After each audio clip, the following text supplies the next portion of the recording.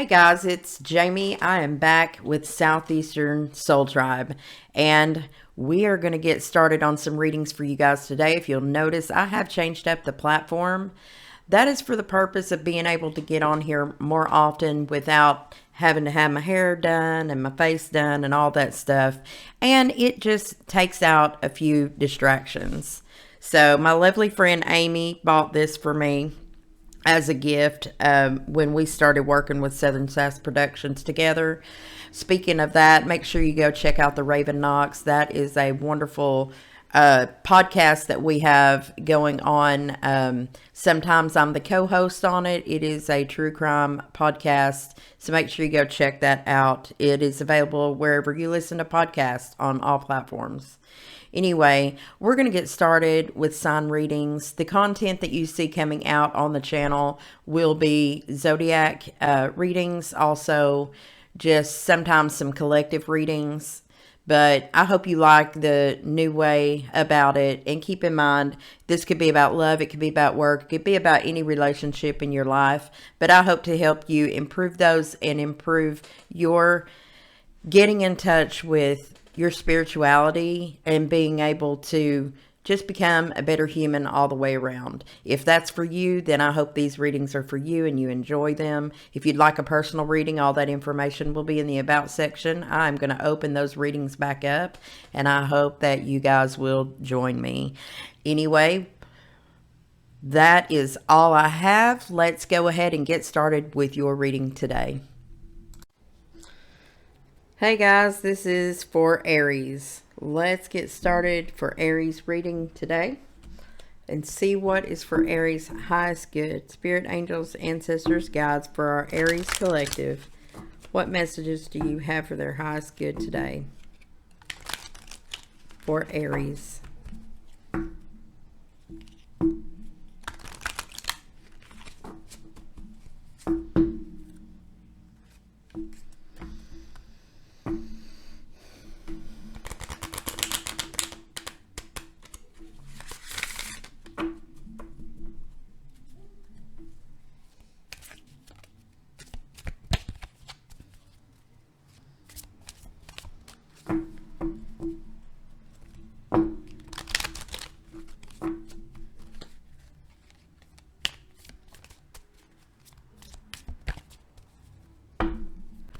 That's just for Aries.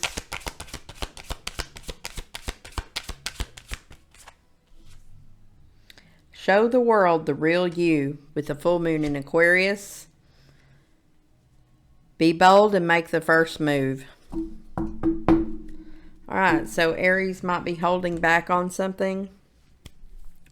Showing the world the real you with the full moon in Aquarius. There is something that needs to be released. And something that needs to be alchemized. With the cardinal moon, that means you can go back and forth. You know? And with the full moon in Aquarius, Aquarius is about what's best for the collective, for everyone involved. What is best? And what are we holding back on as part of ourselves that we're not showing the world? It's about true intimacy, and intimacy isn't felt through physical means so much as it is being vulnerable in our heart space, being able to talk about things, put a plan into action, and carry out those things. So let's see what's happening for our Aries collective. Spirit, angels, ancestors, guides for Aries. So who are you, Aries? Who are you really? It's time to step out, maybe stepping out of a comfort zone to make the first move. Maybe to do something different. Show us the recent past for our Aries collective. Where are they coming from? Where's Aries coming from?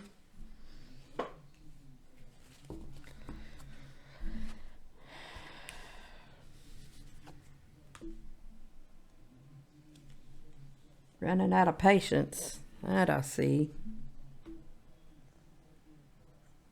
Trying to avoid. Okay. So with the Four of Cups in the upright, I want you to look at this card, Aries. So she's hiding under a mushroom. And she's looking at these 3 cups that are in her possession. Up above, there's a fairy trying to come in with a whole other cup full of something. And she is not focused on it at all. She's in her own little world. So being in your own little world, with the Temperance being in reverse and the Tower being in reverse, anytime that Tower's in reverse like that, we know that something could completely be destroyed and we're trying to prevent it. And when Temperance is in the reverse, we feel a lack of patience in all things. Like we can't find solace or peace in this. Is she just trying to ignore the distraction? Trying to ignore distractions. Sometimes it's busybody energy. Sometimes that's ignoring the truth, and it builds a lot of anxiety. Why is that the case for Aries? What's that? Where's that coming from?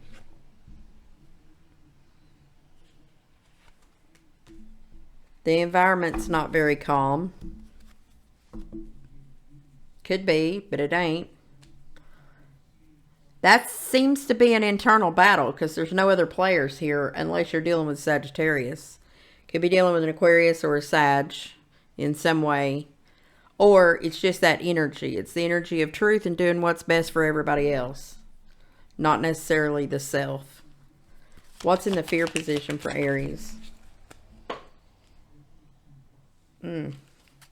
Somebody is afraid to face something that made them feel stabbed in the back, hurt. She's bleeding with 10 swords straight from the front. She wasn't stabbed in the back. She was stabbed straight in the gut.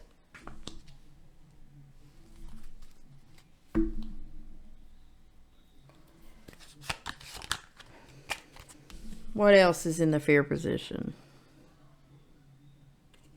A lack of justice, a lack of balance. Afraid we won't get justice over something that hurt. The Death card in reverse. Scorpio in the reverse.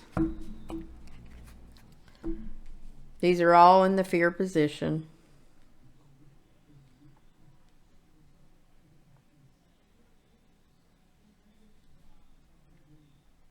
Somebody's afraid of falling here.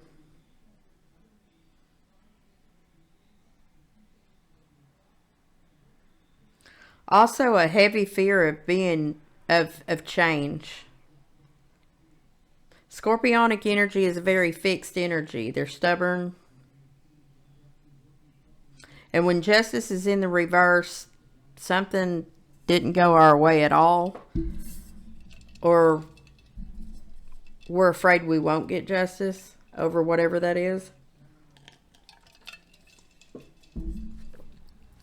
Anything else about this fear position for Aries? Oh, there's Aries themselves with their loyal dog next to them, taking the fool's journey back toward the past. This guy is facing the past. So it feels like that there's a fear from the past that is creating some type of stagnation, anxiety, distraction.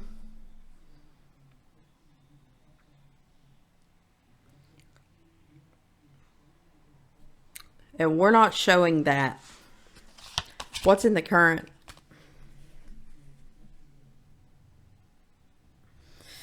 Ooh. Currently, we're not talking about any of it. We're not giving messages of truth about it. We're not talking about it. We're not working very well with our others either. The Three of Cups is in the reverse. There's no teamwork. Well, the Emperor is in the upright.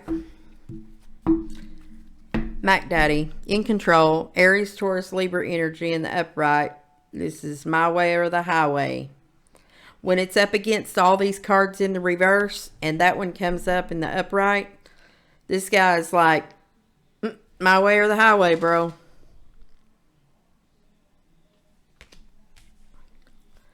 What does Aries need to know about that? And these popped out in the reverse too.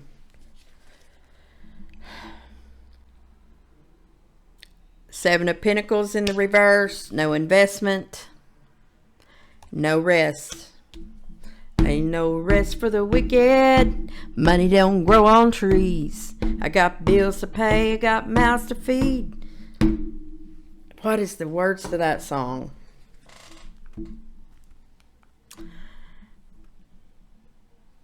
That's come up in one of my readings before in the past. Probably about a year ago, I think. No rest for the wicked.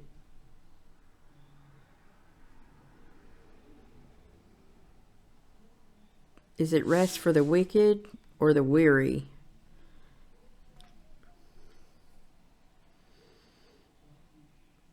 So it's a song by Cage the Elephant. That's funny because there was a piece of artwork that was sent for Christmas to the neighbor this week, and it's sitting downstairs right now, and it's a drawing of an elephant. And I made a joke. I was like, well, somebody painted or did a piece of artwork of the elephant in the room. Isn't there a big elephant in the room? But it was for the neighbor. But anyway, it says, I was walking down the street when out of the corner of my eye I saw a pretty little thing approaching me. She said, I've never seen a man who looks so all alone. Could you use a little company? If you pay the right price, your evening will be nice and you can go and send me on my way. I said, you're such a sweet young thing. Why'd you do this to yourself? She looked at me and this is what she said. Oh, there ain't no rest for the wicked. Money don't grow on trees. I got bills to pay, got mouths to feed. There ain't nothing in this world for free. I know I can't slow down. I can't hold back, though you know I wish I could. Oh, no, there ain't no rest for the wicked until we close our eyes for good. Not even 15 minutes later, I'm still walking down the street when I saw the shadow of a man creep out of sight. And then he swept up from behind. He put a gun up to my head. He made it clear he wasn't looking for a fight. He said, give me all you've got. I want your money, not your life. But if you try to make a move, I won't think twice. I told him, you can have my cash, but first, you know, I got to ask, what made you want to live this kind of life? He said, there ain't no rest for the wicked. Money don't grow on trees. I got bills to pay. I got mouths to feed. There ain't nothing in this world for free. I know I can't slow down. I can't hold back, though you know I wish I could. Oh, there ain't no rest for the wicked until we close our eyes for good. Well, now a couple hours passed, and I was sitting at my house. The day was winding down and coming to an end, and so I turned on the TV and flipped it over to the news, and what I saw, I almost couldn't comprehend. I saw a preacher man in cuffs. He'd taken money from the church. He'd stuffed his bank account with righteous dollar bills, but even still I can't say much, because I know we're all the same. Oh yes, we all seek out to satisfy those thrills. You know there ain't no rest for the wicked, because money don't grow on trees, etc. So, you may be that person or you may know somebody like that. That's why the Emperor is sitting here around all these energies, holding back on investments. No rest for the wicked, because there's things to do. What's coming up in the near future? A new opportunity that's tangible. A new opportunity for passion. There's the Ace of Pentacles and the Ace of Wands. What else? And the Sun. Leo energy. Happiness. Maybe even a new commitment. Ooh, and the Ace of Swords, the truth. Damn. That's the Ace of Pentacles, Ace of Wands, and the Ace of Swords right in the middle of the sun. How does this come about? What's the influence? The the Eight of Swords. Entrapment. The Three of Swords. Feeling hurt. Sorrow. Two of Wands. Holding the world in the hands. Waiting to make a decision. But that decision's looking straight at the Ten of Swords and the Three of Swords. Back turned on the Ten of Pentacles. Happy family, happy life. And what we don't see coming here is the Hierophant. A marriage, commitment, higher belief systems. Strength with Leo. Taming the bear that's inside. With the Six of Cups, this is children. Past nostalgic memories and a decision that has to be made. Between money or the pain. When I see these two swords, where they're parked, they're pointed directly at a decision, looking back at something that's very painful, or the money. And then here's the Knight of Cups. It could be younger water energy. And then the Five of Wands, a conflict, and feeling sad, left out with the Five of Cups. And then the Moon. Something hidden or unseen. A decision that's not yet been made. Cancer, Pisces energy. And then the Six of Wands, there's a lot of support coming in and doing something on your own with the Nine of Cups.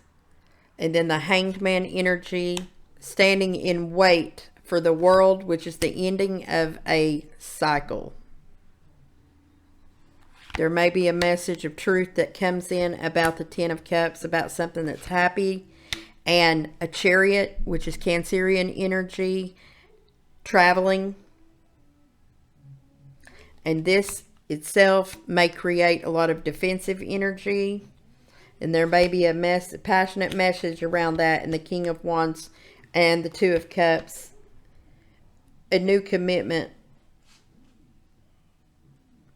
that will actually manifest in secret. Lessons learned from this with the Nine of Wands. Somebody felt like is going to feel like a victim in this case. And there is a judgment call with the Ace of Cups. There's the Ace of Cups and the Lovers. It's a new choice that's going to be made in the near future. If I looked at a timeline here, in about a year, Aries. All right, let's see what comes out in the Oracle of Pluto. Damn. That fell out. The World. What does the World say? I haven't ever read the World card. Let's see, page 13. I know what the World means in the tarot, but I don't know what it means in the Oracle of Pluto.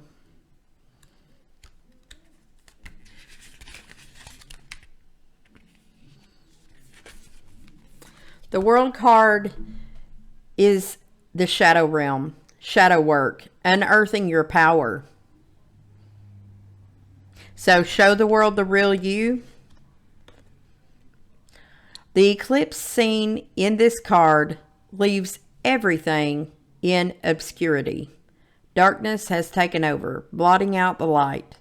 Whether wittingly or unwittingly, the World card heralds your initiation into your personal underworld. In many ways, this card embodies the lifeblood of this deck. It represents the impossibly deep nature of our shadow and the unfathomably potent magic that lies within it. To pull this card in a reading is a sure sign that you are deep in the trenches. Things likely feel intense, pressurized, and maybe even downright painful. Fear often creeps in when we are feeling our way through the darkness, unable to make out the shapes and ghosts that lurk nearby.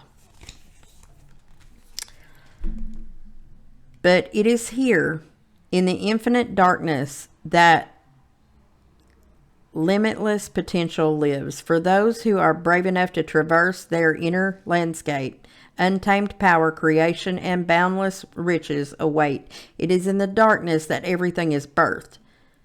Something is waiting for you to claim it and name it now.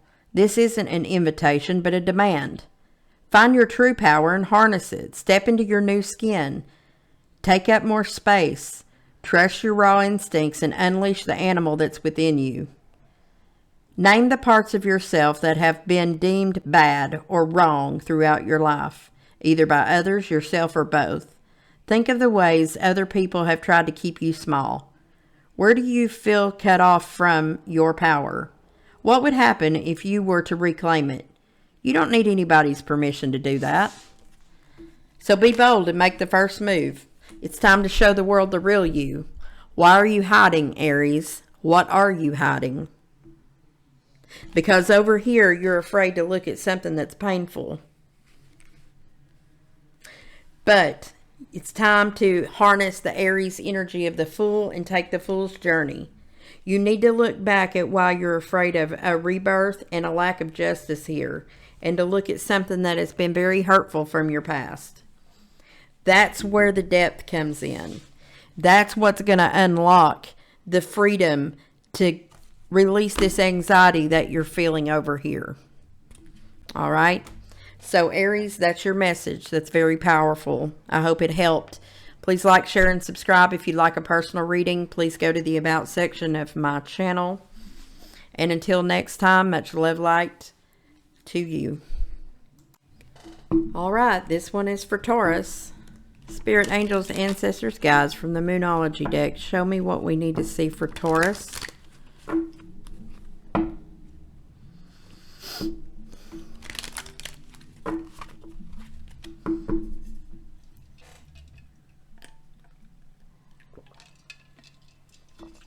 Excuse me, guys. I had to take a sip.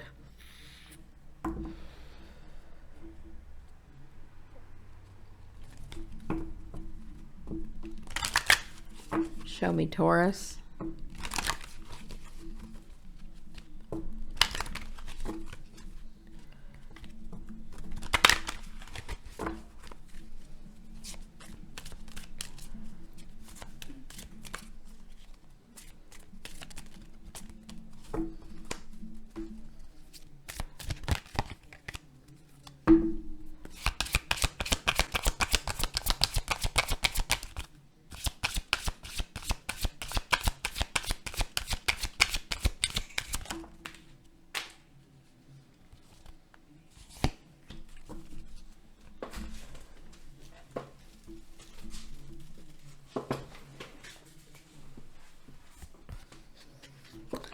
The answers you need are coming, Taurus. Confidence is your key to success, and it's a time to give rather than take. You might be dealing with a Virgo, a Leo, or a Gemini. You could have any of those in your chart.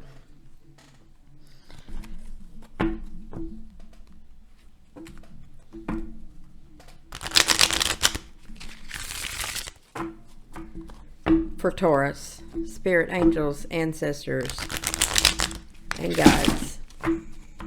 I don't know what in the hell that was, but something just fell.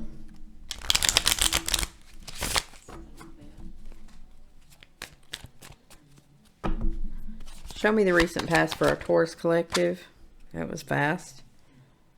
Six of Swords. Things finally starting to calm down. Still a lot of darkness around that. Something we're trying to ignore. A younger water energy, maybe. Messages we received of some kind. Anything else about the recent past for our Taurus collective? Empress. A wife, a mother, a business owner, somebody like that. But it's feminine energy. Open and receptive. Aries, Taurus, or Libra energy in the recent past. Show me the current. Queen of Wands. Man, she's sexy. She's got the black cat next to her. Sitting right below the Leo card is this Queen of Wands. It's Leo, Aries, energy, Sagittarius. Typically it's Leo or Aries, and with me getting this Empress and this Leo card, it's either Leo or Aries to me. It could be you or pieces of you, but there's a lot of self-confidence sitting here right under this confidence card. What do we need to know about that? What's currently going on? Yep, we're tossing a couple of things back and forth, a couple different options, but they're kind of squirrely. There's two squirrels sitting here. They're unpredictable. Both of them may be unpredictable, and we may be getting an epiphany about that.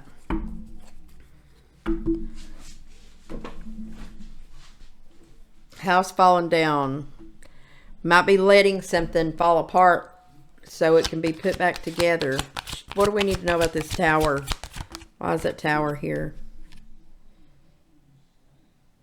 Yeah, well, whatever it is, it's not coming from the past. What's this Two of Pentacles here? All right. So we might be thinking about either manifesting something new or thinking about a Gemini. I'm not surprised. There's that Gemini energy, and it's right over here under this. Or the Knight of Wands, very non-committal. Gemini can be non-committal too, but it's back and forth, trying to alchemize or try to manifest something new with a lot of self-confidence here for our Taurus collective. Show me in the fear position what's going on for Taurus.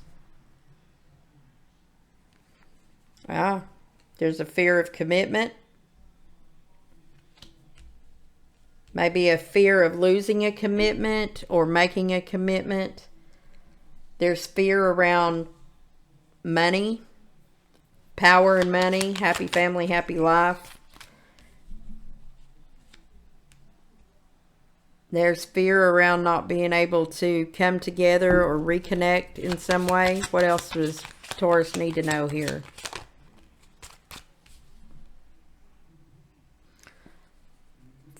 Fear around mourning. And a big fear around the Wheel of Fortune turning and possibly not in the way that we want it to turn. So I'm seeing that there's an outside factor, a decision being made, and a tower falling down. And we're waiting to hear, but there is a big fear about something falling apart over here.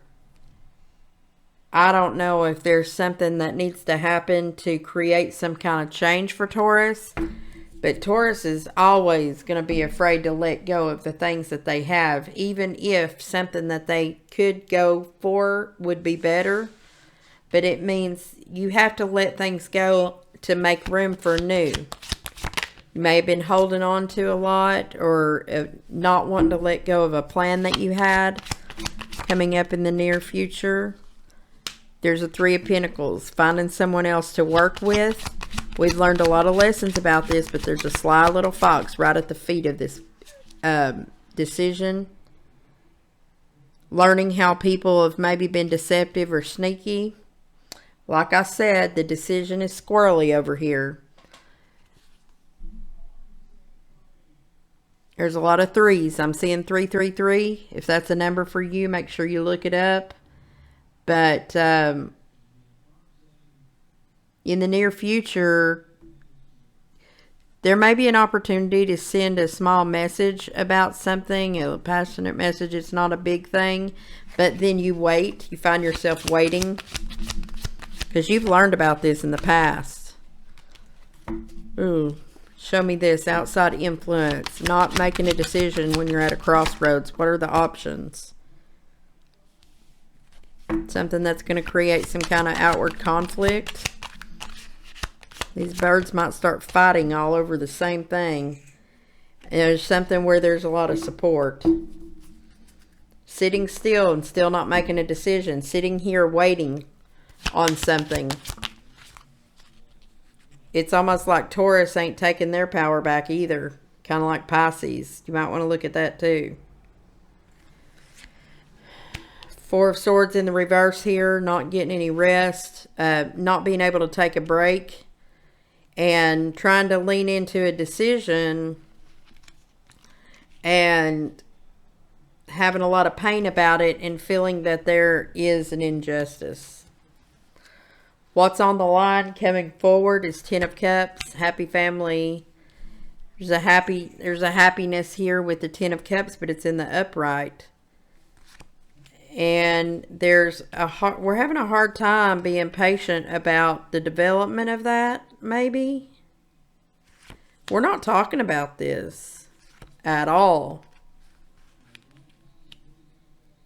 We may receive the truth about it. Could be Libra, Gemini, Aquarius telling the truth. Five of Swords. God, we're in our head about that. There was a lack of investment about something that brought a lot of happiness. The Leo energy with the Sun. There's Leo again 3 times. And the Queen of Pentacles, Virgo, Taurus, Capricorn. Right here is Earth energy. They look almost exactly the same. Look at these two.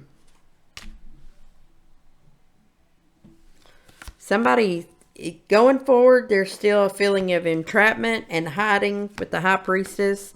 Knowing something in our intuition and still looking at other options. The King of Swords in the upright, Libra, Gemini, Aquarius. The swords are in the upright here with the King and Queen of Swords are in the upright. So whoever the air energy is. And with the Empress here, they're in the upright. The Leo's in the upright. Virgo's in the upright too.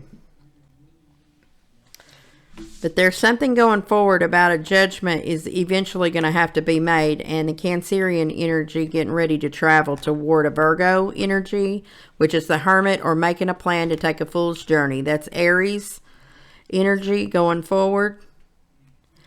That's going to create a lot of healing. But somebody has to be willing to be more amiable, make a plan to give rather than take, and having the confidence to do so. And if you're waiting on answers like it says you were back here, then they are coming, either in this message or from somewhere else.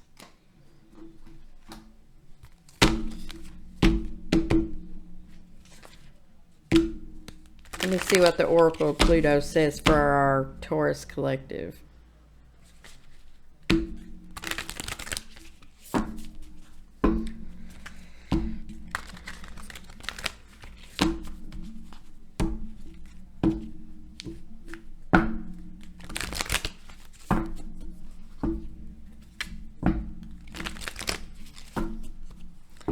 For Taurus, spirit, angels, ancestors, guides.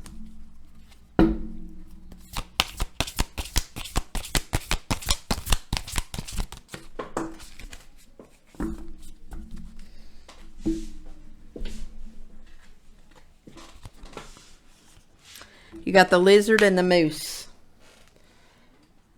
I might have read the lizard before in the past, but I don't think I've read the moose.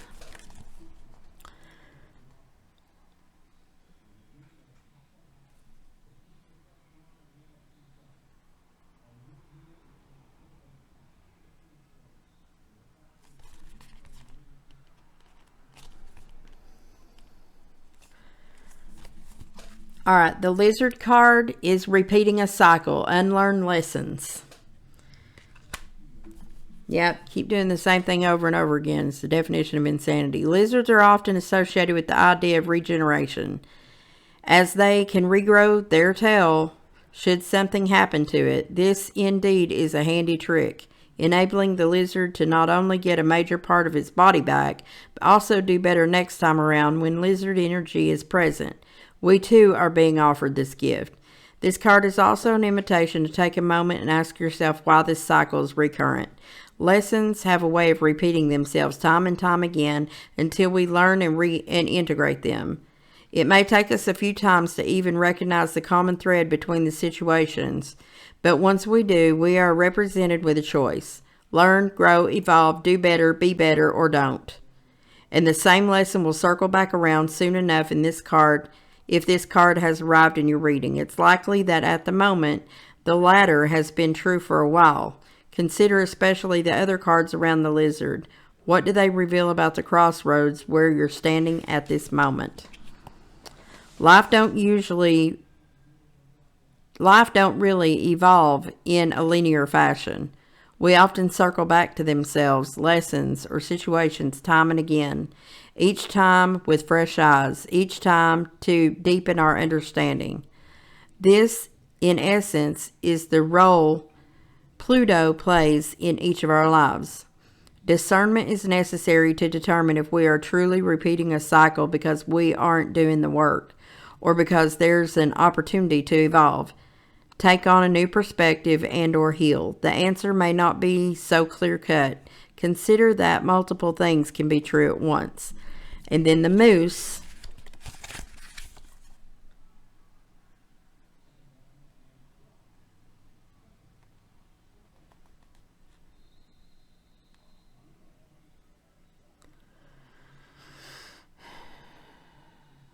Page 25.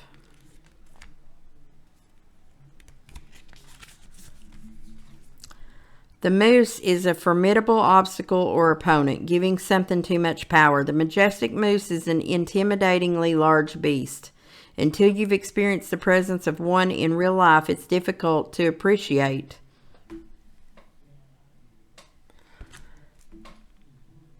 the true impact of their stature. And once you have seen a moose in real life, their mammoth size is truly unforgettable. If the moose card appears in your reading, something in your life feels just as large and intimidating as the creature. Whatever the obstacle is, a person, a situation, a problem that needs to be solved, it seems insurmountable and has left you feeling paralyzed and small in comparison. As formidable as the situation may feel, be careful not to give anything too much power or importance.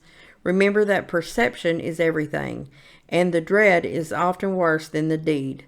It's quite possible that, in fact, the anxiety this situation has caused you has enabled this thing to cast a larger shadow than it deserves. The longer you avoid it, the bigger it will become. Take action.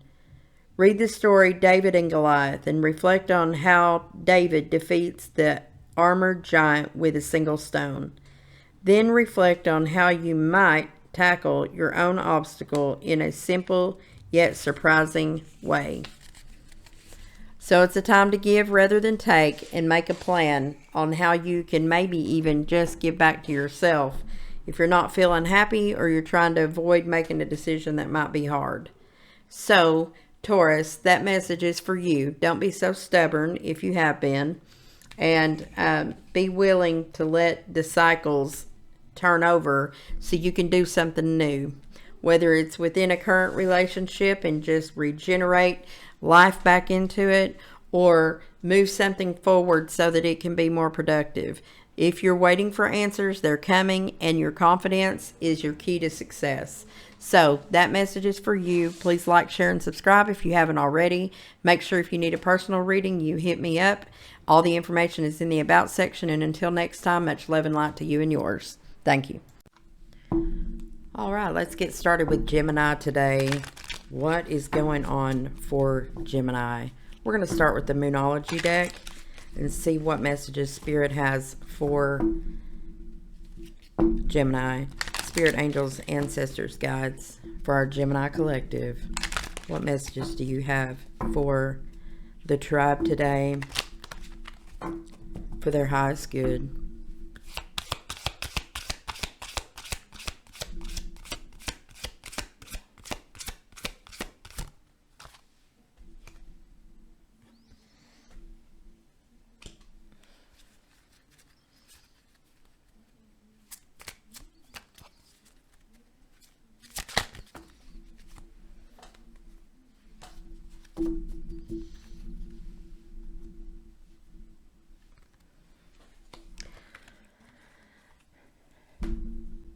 All right, Gemini, it looks like the energy is gaining momentum with the waxing moon. So you may have something going on in your personal experience right now that is very much beginning to pick up for you. And Spirit's reminding you, take time to breathe out. So things may start moving really, really fast for you with whatever you've got going on. And I'm not surprised. I mean, we just got out of the holiday season, and you may have had plans. Gemini's usually a pretty busy person in most cases, and I would say that you guys are probably working on something that means a lot to you, maybe, or is going to bring in prosperity for you in some way. Let's see if we can get some details from the tarot for you and see what's going on with you guys. Spirit, angels, ancestors, guides. Let's see what's going on for our Gemini collective. What kind of energy could be gaining momentum for them? What is it that they need to clear out?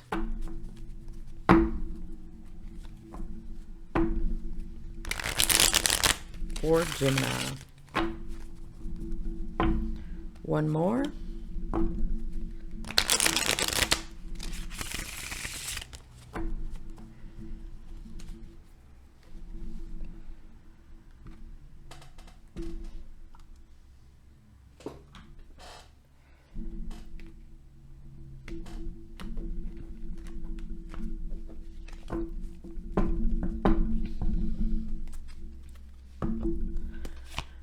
What got us to the point where we're at now, Spirit? King of Pentacles. You guys might be dealing with a Virgo, Taurus, or Capricorn. Or this might be an energy of trying to get somewhere where you have a lot of stability, where you have enough abundance in some way, whatever abundance means to you, to be able to have something in your reserve. Not just something for yourself, but something to be able to share with others, to create a bigger nest egg, maybe something like that. This is the Knight of Swords. There may be a lot of messages coming in about this, or there might be a lot of thought put into something here. And with these cards up here, it feels like it might be picking up momentum for real. You could be dealing with an air energy, Libra, Gemini, Aquarius, or Virgo, Taurus, or Capricorn. What's currently happening for our Gemini collective?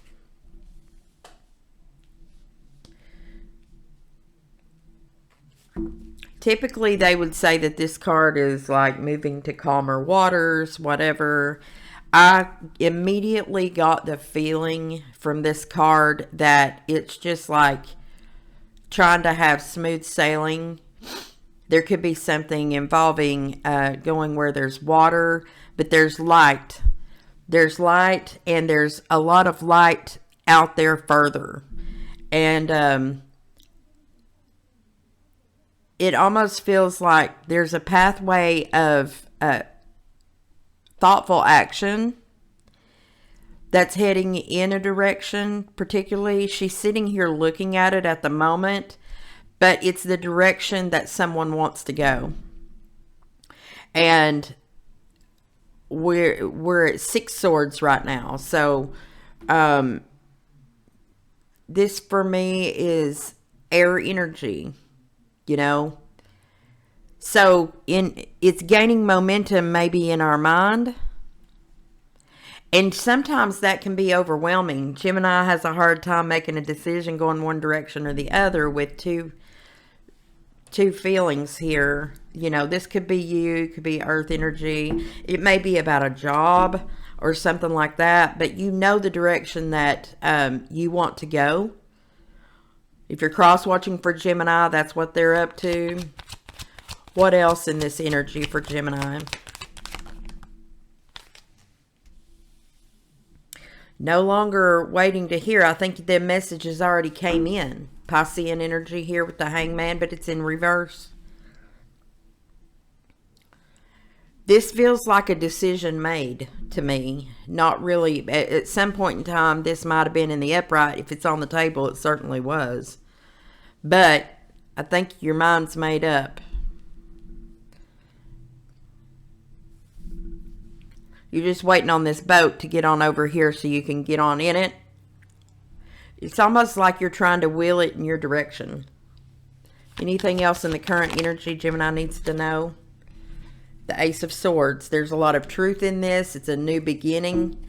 A lot of thought put into it, and something you definitely want to go toward here. What kind of blocks is Gemini running into right now? Is there a block that Gemini needs to be aware of? Okay. Five of Pentacles is a block. So that means you may not feel like you have the abundance that you need right now, or that there's enough money, or that you don't have enough help. And you're leaning on Spirit right now to rain down what you need. I feel like there's rain, or it's just beginning to rain in here. I feel like that someone has had an awakening, or some kind of death cycle to take place to bring us to this point. Something had to go away, and in some ways someone may feel like they're having to do something all by themselves, that they're alone, and that for you is a block in some ways. Are there any other blocks that Gemini needs to know about here? Sometimes the action is that we need to ask for some help. The Page of Wands. Or there's a younger fire energy that is creating. It could be messages, you know. But I feel like either you need to make a message, or somebody else is sending you messages of a younger fire energy. What do we need to know about that fire energy here? There's something that we have to turn our back on here and head toward. And I can't help but notice these two are heading in the same direction. See? So the direction that you're heading, I feel, Gemini, could be the right direction. Turning our back on that thing that makes us feel this way. What's coming up in the near interim? What's in the energy coming up that Gemini needs to know about? Or what's happening around them that could be affecting things? Ten of Wands. This guy is blind. He can't really see where he's headed. But fortunately, he does keep landing. He hasn't fallen yet. You know, Ten of Wands, these are lessons that we've learned in the past already. And there's light on every one of these. You're being guided, I can feel. And you're taking things that you had a lot of passion about in the past. You're plucking the good things out of those and being able to avoid by carefully moving about, even though you can't see what's coming up. In this depiction, you're navigating carefully through this fog of things that you don't know. Any advice on what's coming up? It may very well end up feeling like that you're not going to be able to see. There could be a lesson in this, in, you know, just learning to go with the flow and not always knowing what's coming up. And that can be hard for Gemini, because we kind of want to know where we're headed before we go in that direction. The Seven of Wands comes in reverse, asking you to drop defenses maybe. Somebody you could be dealing with could be dropping defenses. Who could Gemini be dealing with here? You might be dealing with someone who is trapped. This could be you feeling this way. But even though it feels that way, there's wisdom in this. Notice the owl eyes that are behind this. And I feel like there's an angelic guidance here, even though this feels trapped. This could also be somebody who's jailed or in a trapped situation. What do we need to know about that, Spirit?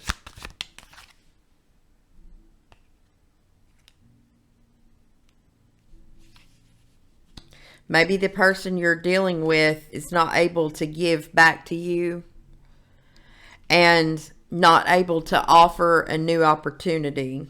What advice do you have for Gemini regarding that human, if that's the case? Travel. Cancerian energy. Where do they need to travel to? What needs to happen with that travel? The Sun. Leo energy, there's a lot of confidence behind that. Cancerian, Leo energy, and there's something about your intuition that's speaking very, very loudly to you regarding this. The High Priestess, there's Cancer, Pisces energy. And then the Four of Pentacles, that's going backwards from the Five of Pentacles. This guy is blind, but really he's smelling the flowers. The light is this way. This smells good, right? He doesn't know what he's smelling. He's just trying to figure it out. The light is over here in this direction. And he stopped to smell the flowers. Any advice here for Gemini regarding this direction they're going? There's a lot of cards came out here. We got the Emperor, Aries, Taurus, Libra energy. The Communication card, which is the Eight of Wands. The Ace of Pentacles, which is an opportunity in a pinnacle direction, which is where you wanted to go up here. Could be a Virgo. There's the Hermit. But we also know that you may have to travel this alone while you carry the light. And there's something here about a lie, a deception, or something with the Seven of Swords that is evident.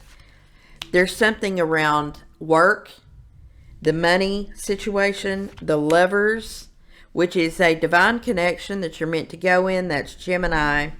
The Page of Cups, there's a lot of love behind what could be a small offer here. Cancerian, Pisces, or Scorpio energy. And there's Justice, where we balance the scales here, coming up in the near future. So the overall feeling of this is that the energy is gaining momentum. Take time to breathe out. Don't go too fast, but the direction you're heading is right. Your intuition knows it, but this is a chance for you to learn. I've noticed multiple times here, this guy's blindfolded, this guy's blindfolded. That her back is turned.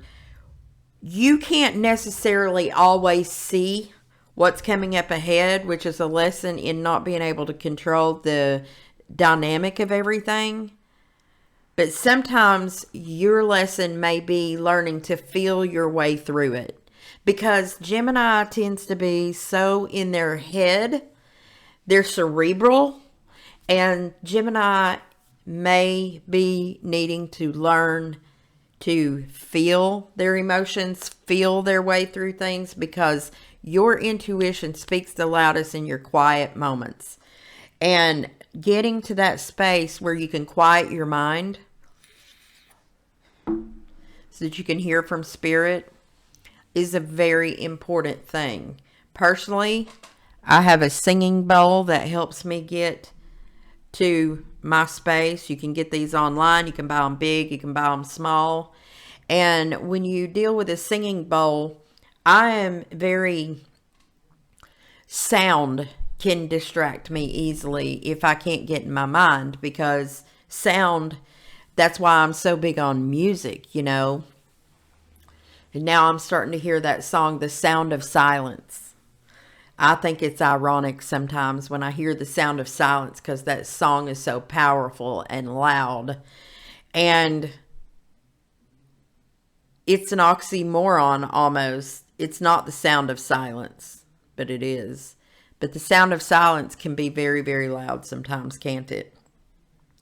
And in order to get there, sometimes you have to create a distraction and then stop, be quiet, and feel. Just like hitting that bowl. And you wait till the sound ends. Breathe in, breathe out.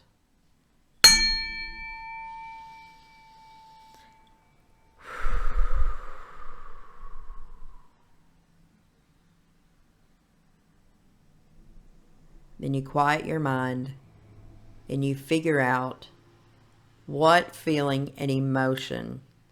Then you learn how to place a label of some kind of how you actually feel in that moment.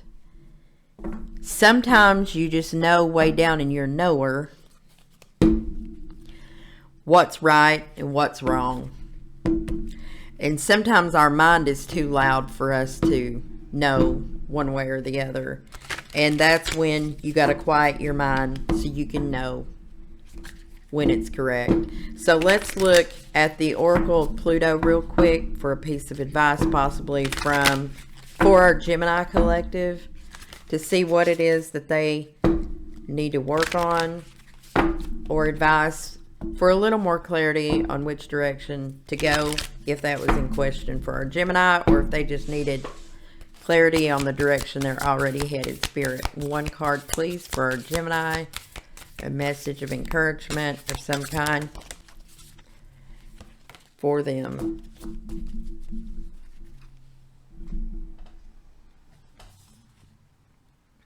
Okay, you got the Frog.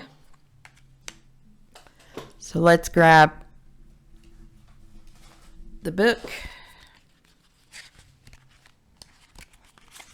Let's see where the Frog is. Page 75.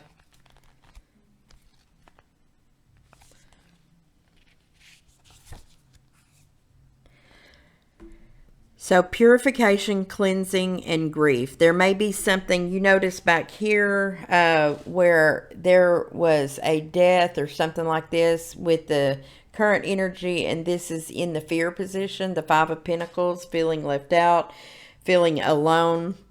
There may have been something that had to die, or some, God forbid it's someone, but in order to create something new, things have to go away sometimes. This says that just as the amphibious frog spends its time in the water, the arrival of this card is a call to get in touch with the sacred element. Take a shower or a bath, go to the ocean, visit a lake or a river, and allow the clear water to purify your soul. It may also be that you need a good cry, as the Frog card also represents the journey of grief. As much as people claim they don't enjoy crying, we often feel better after we do. To cry is the purge to release all of the things we've carried inside for just a little too long. If you've been grappling with the complicated journey of grief, it may be time to let it out and embrace the literal and metaphorical cleanse.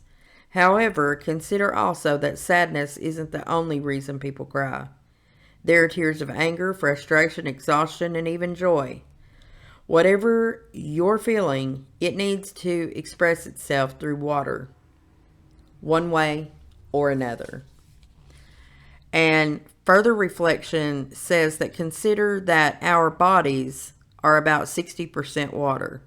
Consider also the quote by Isaac Denison: the cure for anything is salt water, sweat, tears, or the sea. Remember back here when I said you may be headed toward water. Metaphorically, that means headed into your emotion. You can't see where you're going, but the emotions and feelings around that whole thing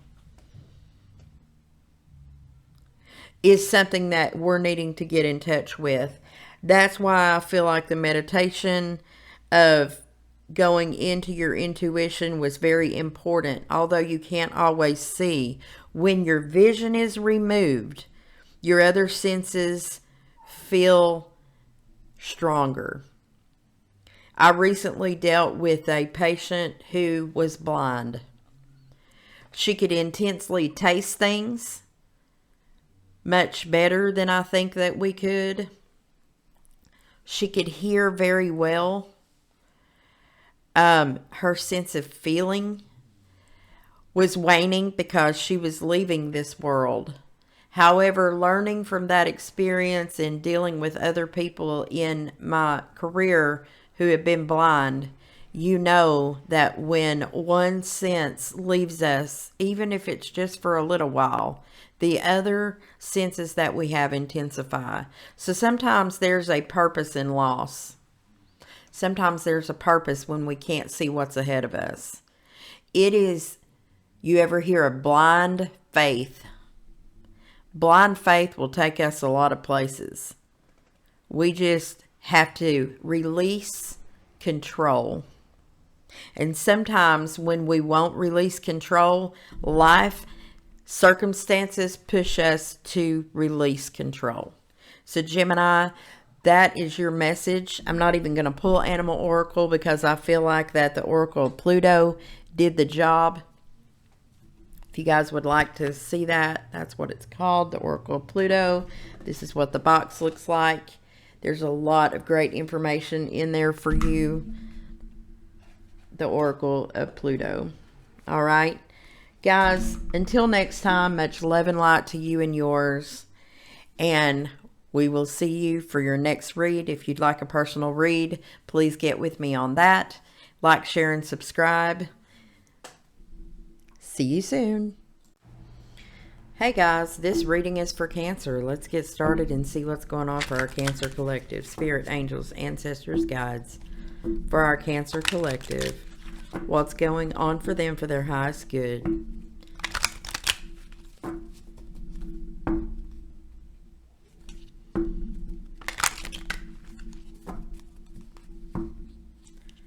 For Cancer.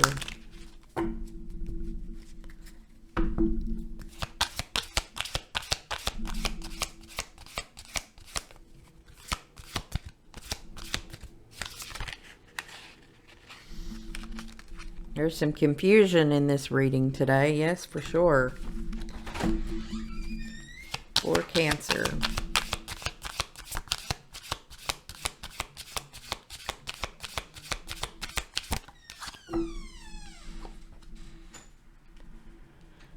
All right, messages for Cancer. It's time to look at the bigger picture. Full moon in Sagittarius. You could be dealing with a Sagittarius for sure. Not sure what could be going on with that. But when you look at the bigger picture, that is definitely something that Spirit's asking you to do. It's time to step out of your comfort zone. That's the North Node card.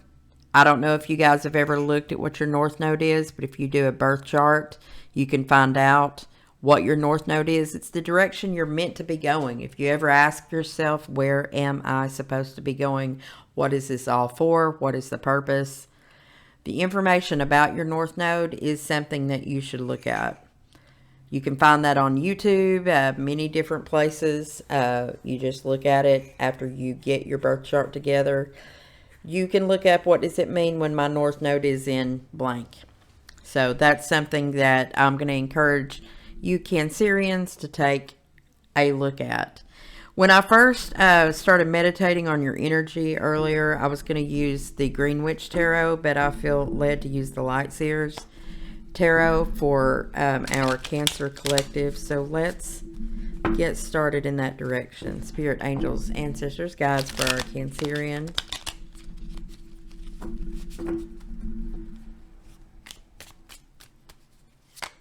What messages do they need to know? show us how we got here for the recent past, what's going on or has been going on for Cancer. Messages for Cancer.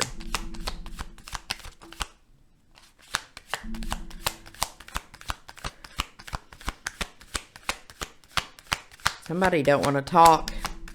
Somebody might be holding some secrets. Somebody in the past holding secrets that they didn't want to talk about. Ten of Swords. Something very, very painful. Probably developed in your mind. And some type of ending with the world. You wrapped something up. And I feel like it was a secretive, something we didn't want to talk about. Could be dealing with a Sagittarius, like I said. But also keep in mind, if I'm not mistaken, that Sagittarius is your direct opposite, Cancer. Let me make sure I'm telling you right. That's something I got to look at real fast because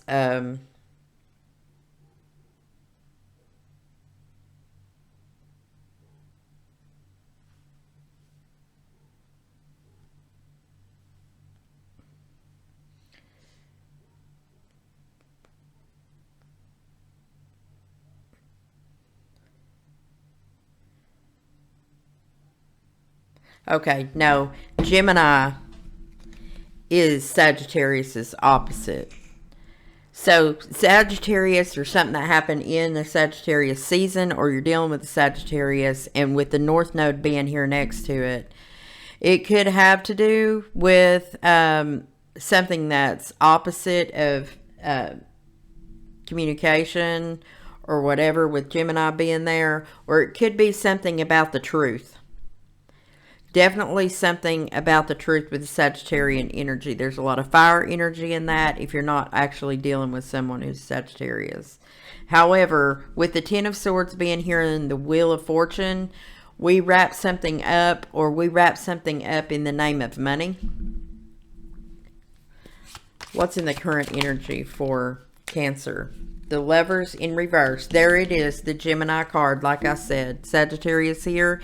No doubt in my mind that there's a reason why that Gemini card came right below it. The North Node was something that we were looking at. I might be talking to somebody that's got those placements, because as you guys know, when I do a reading, it can't be for every single Cancer out there, because there's millions of you, millions and billions of you. And so for the one I'm tuning into today, there may be at the moment a feeling that we can't find the person that we're supposed to be connected to, or there may not be a connection at all, or it may just be the fact that the Gemini energy is in the reverse and Sagittarius is in the upright, and we are trying to head toward whatever our North Node is, or this could be the placement Gemini Sagittarius. There's something to be learned from that. I'm going to ask you to do the research from that for sure. But there may be right now a broken connection of some kind that may have supposed to have been coming together, and it didn't. I want you to notice that on this Gemini card, the female has a tattoo of a bow and arrow on her arm, which is something I never noticed about this Gemini card before. But she has a Sagittarius tattoo. So you just put that where it belongs in whatever is going on in your situation. What message do you have for Gemini in the current right now regarding this connection that I've made between Sagittarius and Gemini? So one of you in this scenario does not feel bad or left out, but in the past may have. This card is on the table, meaning the energy is there, but either we're trying not to feel that way, or we don't feel bad about not making the connection. But with Sagittarius and Gemini being in opposition here, that's something that we need to look at. It's fire and air energy. You being water, there could be a lot of emotions at some point in time, or this connection came to an end, and then we're looking at a broken connection in the current that has to do with, that maybe had to do because somebody didn't have enough money. Yep, there's a lot of heartbreak. There's that Three of Swords. This has to do with breaking your heart to get to a point where you can feel it again. If the heart is not ripped, there is no healing there. So in the current, there may be a lot of hurt feelings or emotions regarding a broken connection of some kind. And this may be going toward North Node is where you learn your reason for being here, your spiritual purpose. Okay? This may just be a symbol of the fact that one of the energies are in reverse, possibly your South Node, and you're supposed to be headed in a certain direction, and right now they're in opposition of one another, and someone may feel very stuck. And I still feel a hesitation and something that feels very unclear for the listener or the Cancer that I'm reading for today. What's in the fear position for our Cancerian that's at this reading today? The Moon. Indecision. Do I go left? Do I go right? Piscean energy. Cancerian energy. This could be you. Do I feed the dark wolf or the light wolf? Dark or light? Which direction do I go? I can't decide. That's the Gemini in you who can't make up their mind. Pisces and Gemini have a lot in common in that way, but Pisces is the water side and Gemini is they're ruled by Venus. It's an air energy. Her emotions are so full right now that she can't see the moonlight for the water. She can't even see her way up. Her legs are floating up toward the air, or toward, the air, to the top of the water, but she's drowning. You may feel like you're drowning right now with things being under the moon. Your emotions get the best of you and you can't make a decision, which leads to a position of just shutdown. Yep, there's another Piscean energy. There's some heavy Pisces playing here. The Hangman, waiting to hear what the next move should be. And the Six of Swords, just hoping things calm down. But this is a dark card, guys. If this is you, Cancer, you're moving on, but you don't feel like it. You don't feel good about it. Notice the crows here. There's a lot of anger and emotion behind it, but the indecision keeps you stuck. You can't figure your way out of it. And it all stems from this pain in the heart, a broken connection. You can't even move past it. You're still stuck from it back here. You're stuck in it here, and you're still under the moon, under the water over here. Show me in the near future. The High Priestess, Pisces energy again. Intuition, trying to send messages down. She's got a moon right on top of her head, trying to center the chakras here. The High Priestess, your intuition knows if you'll just get with it. But you got to get in those emotions, but balance the thought process around it. There's someone that you did not get the truth from, or you didn't tell the truth to. The Queen of Swords in reverse. You could have had a Queen of Swords, Libra, Gemini, or Aquarius waiting on you to say something, to tell something, yet there was never a decision made here, and they still sit here, or you sit in a spot of not being honest about emotions and feelings. And the truth is, the Ten of Cups was sitting on the table. Something you could have been been happy with. The whole family happy. In the rainbow. So we let go here. Or you may be letting go of that in the near future. What advice do you have going forward for our Cancerian who seems to be stuck? Needing to feel those emotions completely, but find a way to pull out of them. Spirit's asking you not to go toward any new opportunities right now.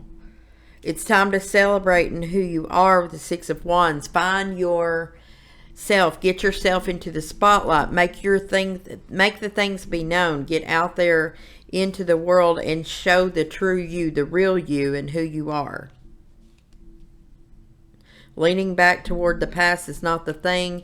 Self-confidence is the key. The King of Wands, there may be a Leo showing the way. This guy has a torch leading the direction of where you actually should be going. It's a very strong energy. It's a king energy. I'm feeling like I need to look at the bottom of the deck here. The Hermit. Virgo energy. Leading us with the light throughout the darkness. Someone is leading or showing the way. You could be dealing with a Leo or a Virgo. And what you don't see coming here, and it could be someone or you feeling like you don't have a lot of abundance. It could be about money here. Someone who didn't have it or whatever. And finally finding a way to end that cycle completely. Even though the Wheel of Fortune turned back here, it might not have gone in your favor. But over here we can finally put an end to that cycle. And the Nine of Swords is here, feeling like it's going to keep us up at night until we do. We finally let go of the emotional and the conflict that sits in our mind about it. Could be a Libra here that brings in balance and justice. That's very, very important to your path. With that Justice card coming in, that's where the scales balance. If the scales are balancing and this is a love relationship for you, guess what? You're learning that communication, balance of mind outside of all emotion. That water can put out fire all day long. The water that's in this energy that you're sitting in here will drown. It'll drown you to the point where you can't make a decision. So you're being asked to get out of your comfort zone. Be verbal about the emotions that you have and work through that. And you may need to go toward a Libra energy, a Virgo energy to build self-confidence back up. Travel may not be something that you're going to be able to do right now. Cancerian energy in reverse, but you may need to stop. Stop moving for a little while. Stop reminiscing about the past with the Six of Cups in reverse. The old chapter is gone. You can't revive dead things. Things are meant to die in order for you to create new energy. So you can look at the bigger picture. Go toward your North Node. Stop dappling around in old shit or you're never going to get out of it. Drop defenses. The Seven of Wands is here where you just won't look. You keep your eyes shut. You turn your back to the things that are better for you. If you're not careful, you're going to end up having to repeat a cycle because the Nine of Wands is here in reverse. Sometimes things move too slow and that keeps us stuck with the Eight of Swords sitting here. That mind and that heart keeps us stuck. It's time for a new opportunity with the Ace of Cups. It comes in, but you got to kill that Capricorn energy here. You don't want a puppet master and you don't want to be the puppet master. Coming up in the near future, there could be job loss if we don't go in the direction, and it will create a tower moment. You may find out really fast or may have to take off in the middle of the night some way. Empress in reverse, or maybe a wife. Mother energy, scorpionic energy coming on the back of that with death and rebirth, where we refuse to allow the change. But something big may happen that creates an energy to where we have to go toward the sun. And it's going to leave us at a crossroads of Two of Swords. And we feel like we're waiting and waiting. But then we're going to have a whole lot of time to rest about it. So it's going to be a decision where you can either step out of your comfort zone now, Cancer, and start trying to dapple with the true emotion that's behind the decisions that were made in the past, and take a look at the pain that's around that.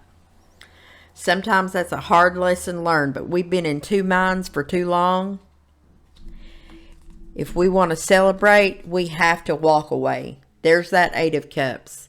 It's time to walk away from the past things. Take the lessons from them and move forward. Because those are things we were supposed to learn. Going forward, we find growth. That rear view mirror is meant to take the lessons and then move on. You turn lessons into wisdom. All right, for our Cancerians, let's wrap this up with the Oracle of Pluto for their advice. Spirit, angels, ancestors, guides, show me what Cancer needs to see for their highest good.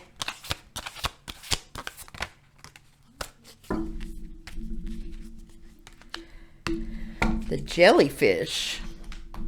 Interesting. Let's see what the jellyfish says for our Cancerian collective.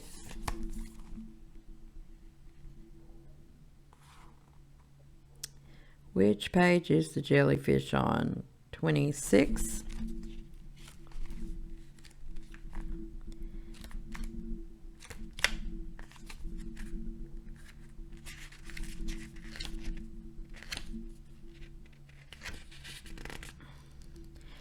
Releasing expectation, ease, flow, and instincts. Of all the creatures in the sea, the jellyfish is a bit of an oddball. They are around 95% water and don't have a brain, heart, or bones. Without a central nervous system, they rely solely on the sensitive nerve endings at the base of their tentacles to detect touch, temperature, and the flow of the ocean. Their lack of resistance to the ocean currents enable them to navigate their underwater world with ease.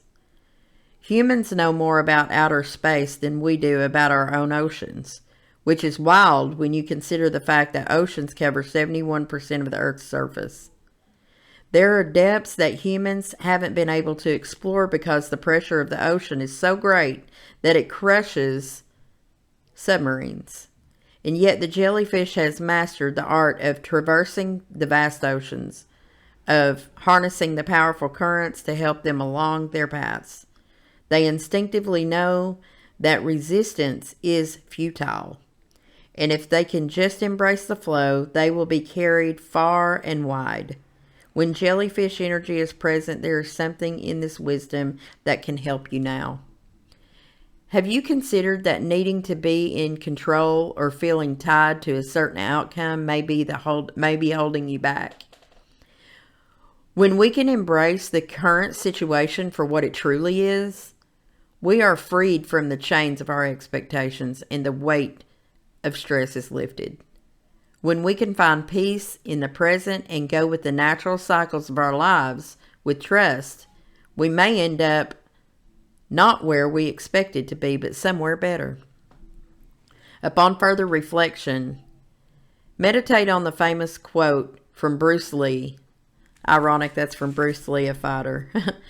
Be like water making its way through cracks. Do not be assertive, but adjust to the object, and you shall find a way around or through it. If nothing within you stays rigid, outward things will disclose themselves. Empty your mind. Be formless, shapeless like water. If you put water into a cup, it becomes the cup. You put water into a bottle and it becomes the bottle. You put it in a teapot, it becomes the teapot. Now water can flow or it can crash. Be water, my friend. You are water. You're Cancer. That's water energy. And back here, you went through something. You closed out something. The end of a cycle happened that broke your fucking heart. Period. And then you probably ran forward and didn't ever really feel the emotions about it. You felt the anger about it. Or your mind did. And then you started doing. You may even started acquiring, working. But you never slowed down to feel. You may even hold on to things and just drown yourself with them. But it's time to walk away. If you'll notice in this card, she's walking away from the water about it. But she left the fire behind. So when you walked away, even maybe, you left the passion behind. But you carried some pain with you. And it's time to leave that behind so you can go toward your higher purpose. And sometimes when we don't voluntarily make those decisions, and Spirit has a goal for you in your life to go a certain direction, and you keep holding on, then scenarios are going to keep coming up until you make that direction. So be like the jellyfish. Learn to take those emotions and the lessons that go with them and work your way through. You're meant to carry that water with you. It's better to have lived and loved than to never have loved at all. And then it can find you going forward. So Cancer, that's your message. Much love and light to you. Please like, share, and subscribe. I have open personal readings back up. If you'd like one, please get in on that. You can find that information in the About section. And until next time, goodbye. Welcome to Leo's reading. It's time to get started and see what Spirit has for you today, Leo. We'll start with the Moonology deck. Spirit, angels, ancestors, and guides for our Leo collective.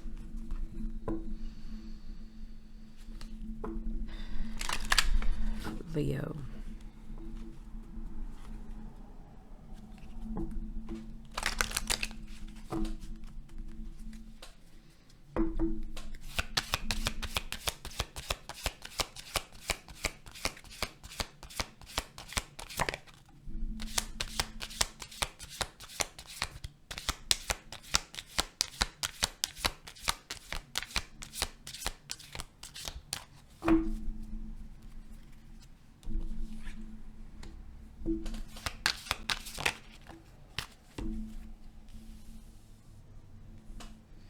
All right, Leo, we got 2 cards from Moonology. It's a time for healing with the balsamic moon, and look at the bigger picture with the full moon in Sagittarius. So perhaps something happened, could have been in Sagittarius season, or it's just a time to take a broader view of things that have happened doing for some reason I feel like there's a review time period here, because it is a time for healing.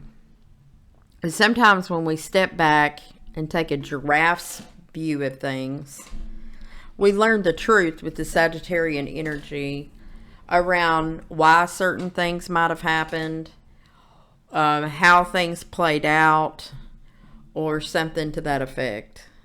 And so that's the message I'm getting from the Moonology Oracle deck for my Leo collective. All right, so let's get started and see what other messages we have through the tarot. Spirit, angels, ancestors, guides for the highest good of our Leo collective. What messages do you have for Leo? Well, seems like there's definitely something to talk about here.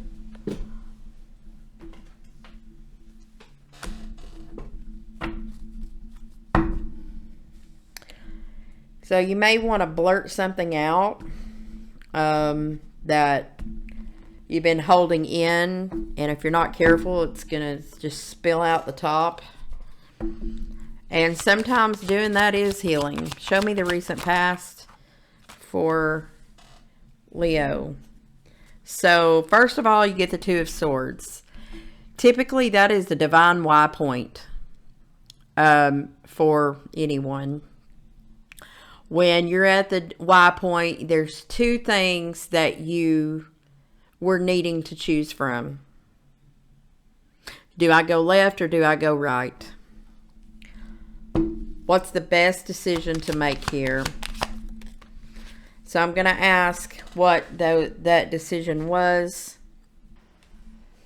I had to look at the artwork on that card. It's the Judgment card, but it came in reverse.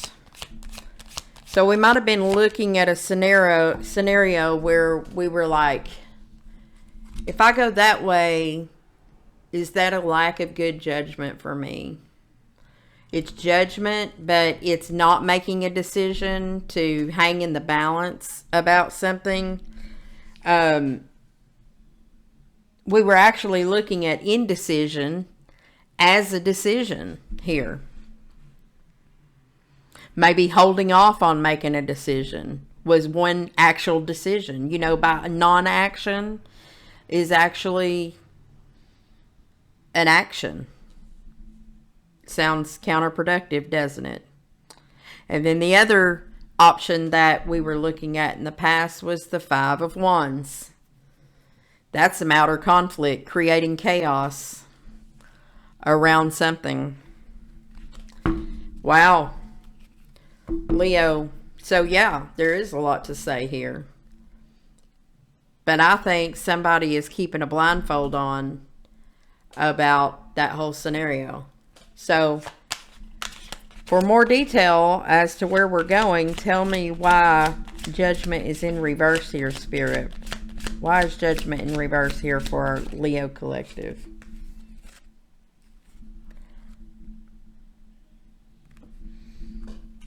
Aries energy.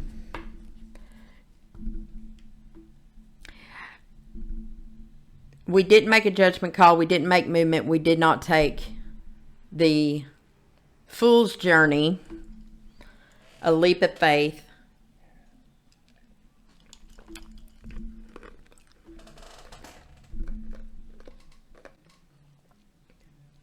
There's something that you may not see here in regard to the fact that by not doing that, indecision kept us stagnant. So then over here on this side, we have all this conflict here. Why is that here on the other side of things? Well,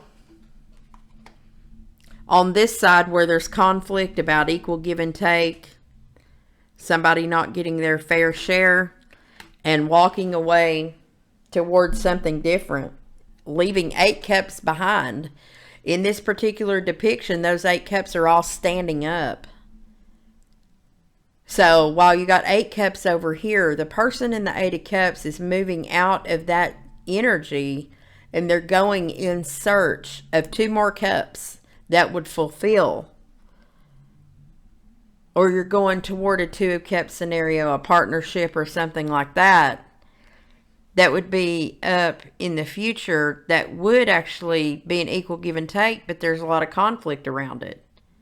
So because that we set an indecision like that in the past, there was something that we did not see there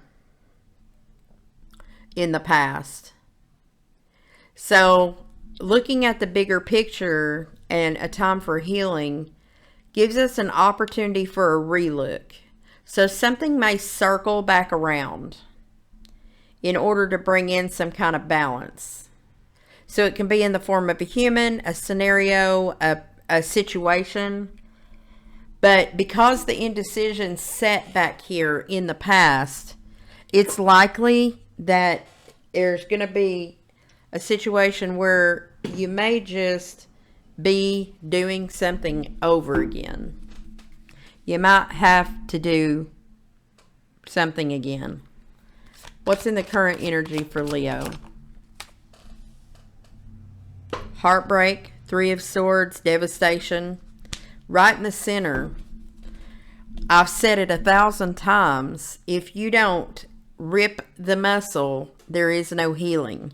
So sometimes things that causes the biggest pain creates the biggest healing. It makes us stronger. And it seems like at the time during the pain that it makes us weaker. What's around this Three of Swords?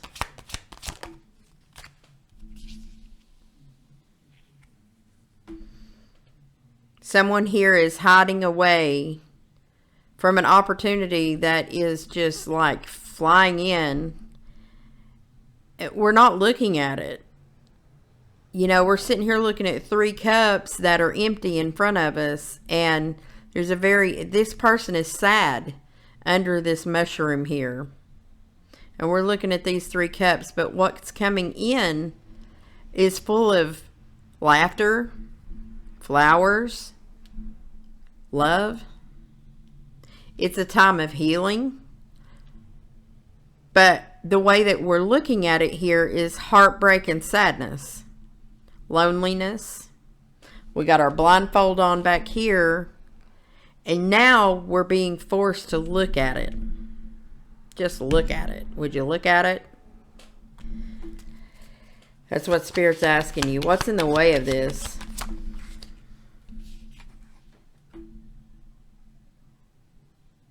Investments. Seeds we've sown, investments we've already made, contemplation of all those. Standing still, just looking at the options. And sometimes there's a lot of overwhelm in that, but it's in Pentacles. So what have we invested in? Have we put more into something than someone else, or vice versa? Show me the fear sitting here for Leo. What does Leo fear?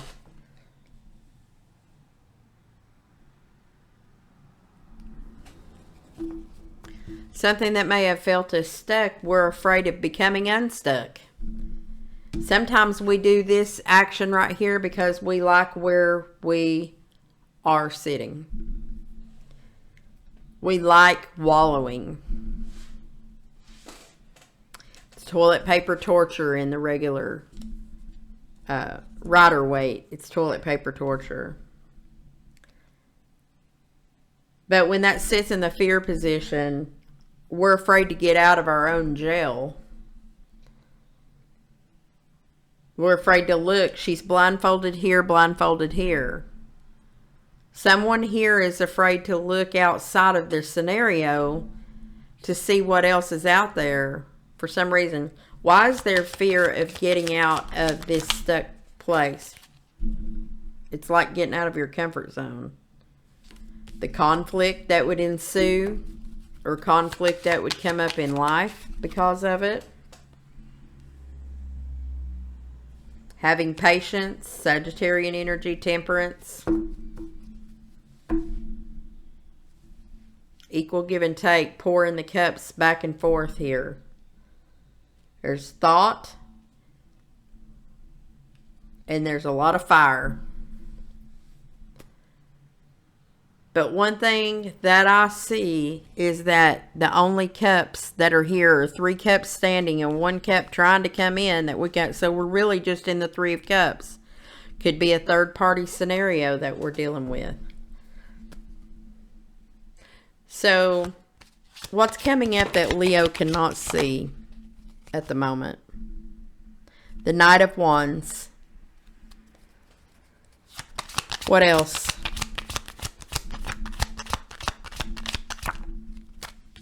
This particular Knight of Wands and the Ace of Wands comes in very quickly, has a bad rap for being non-committal, but offering a new opportunity. There's a lot of passion behind it.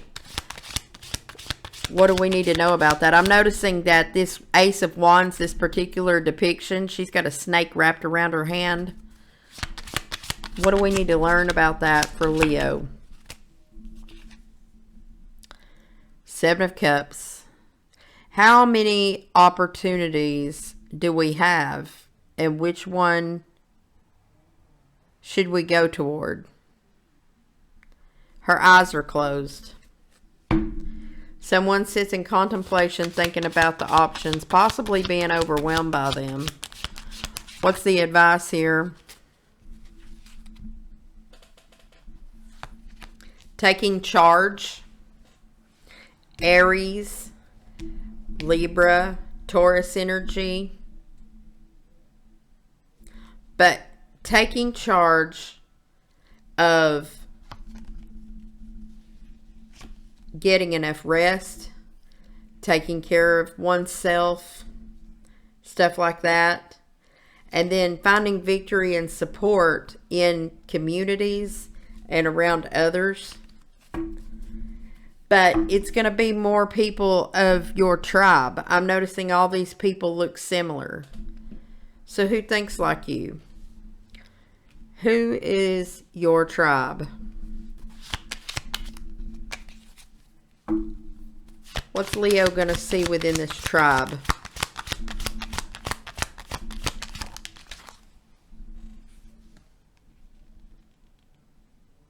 This tribe is going to conquer toxic patterns. The devil's beautiful. This is actually the King of Pentacles too, though. It's very Capricornian, though. But this particular one is coming in reverse. So I may be looking at someone who feels like they don't have the power or economical power to stand on their own. With the King of Pentacles in reverse, there's not a good system put into place that creates. When I say system, it's almost like a routine. Because if the routine was intact, it would be upright for this King of Pentacles. And without a routine, so pulling on Capricorn energy of getting into a pattern, it's going to be hard to embody the Emperor. And there may be somebody coming in as an example of doing just that. What changes can be made for Leo?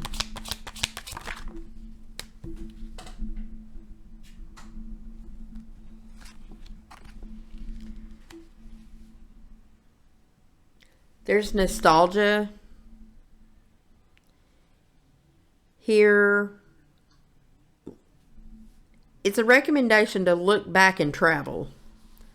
Chariot energy, Cancer.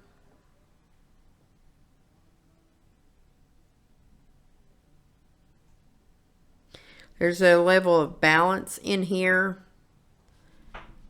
But it may be recommended for travel to be something that's very important. To be able to do some reflection and find healing in this. And looking at the bigger picture will give you more clarity. So let's look at the bottom of the deck. There is a level of happiness. 10 of Cups, happy family, happy life. And then the Empress comes out right behind that. This is a husband and wife couple. It's a balance of all 4 kings and queens. And it's earth, fire, air, and water in the masculine and feminine that can be had if we decide to travel, look at the bigger picture, and find healing in things that we've learned from the past. The Knight of Cups is here. This knight has great intentions. If that's you, it's taking the lessons forward and carrying the light with you. And saying, I've learned from those things and I'm ready to do something new. I'm ready to get to work on it. That's the Eight of Pentacles. And that mind frame, that setup of succumbing to the things and finding the pattern, taking the trip, maybe down memory lane, will bring in the Ace of Pentacles, because there's something back here that's been missed. Queen of Wands comes in, finding yourself again, finding your passion again, finding your queen. Self-confidence moves back onto the table and creates new opportunities, because that's happiness. That's Leo energy at its finest with the sun. That comes out in that. So it is time to take a trip down memory lane, to look at the past, to get a bigger picture, and to perhaps find healing where you missed something in the past, from either an experience you had, a relationship, or something that we never cleared out the pain from it. Realizing that your biggest opportunities are in front of you and not behind you. For Leo. Spirit, angels, ancestors, guides from the Oracle of Pluto. What card do you have for Leo's highest perspective and highest good for Leo? Thank you. Leo, you get the goose. Duck, duck, goose. Let's see what the goose says.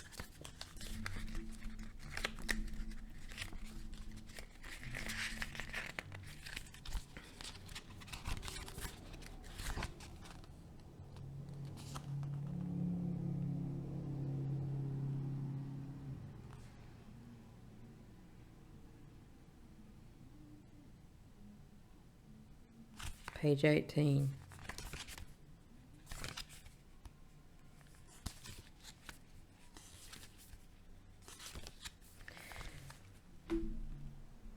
So this is a warning. The goose is a warning, okay? If you've ever crossed paths with a goose, you've likely experienced or seen their absolute ferocity at work. A threatened goose will honk loudly, hiss, and even chase somebody down if they've moved too far into the goose's territory. Despite their regal appearance, they are not to be trifled with. To pull this card is to receive a warning. You are in dangerous territory, and it's time to check yourself. If we're being honest, the card shouldn't come as much of a surprise. You've likely known the entire time that you are doing something you probably shouldn't. Maybe there's something taboo about the circumstance that made it feel fun, exciting, and new. We all enjoy being naughty from time to time.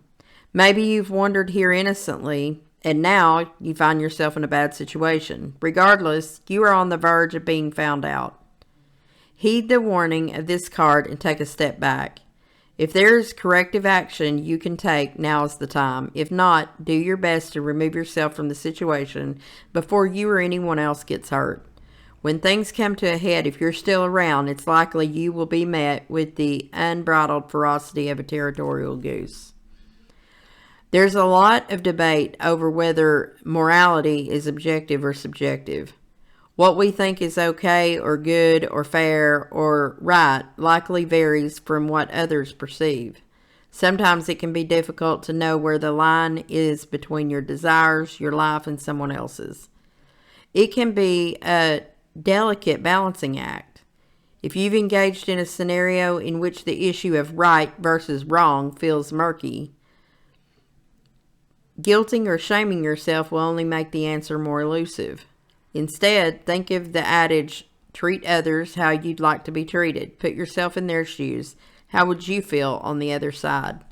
So Spirit's asking you to look at the bigger picture and see if you're the villain in this story. Or if you've been dealing with somebody who created a villain out of you. And it is time for healing.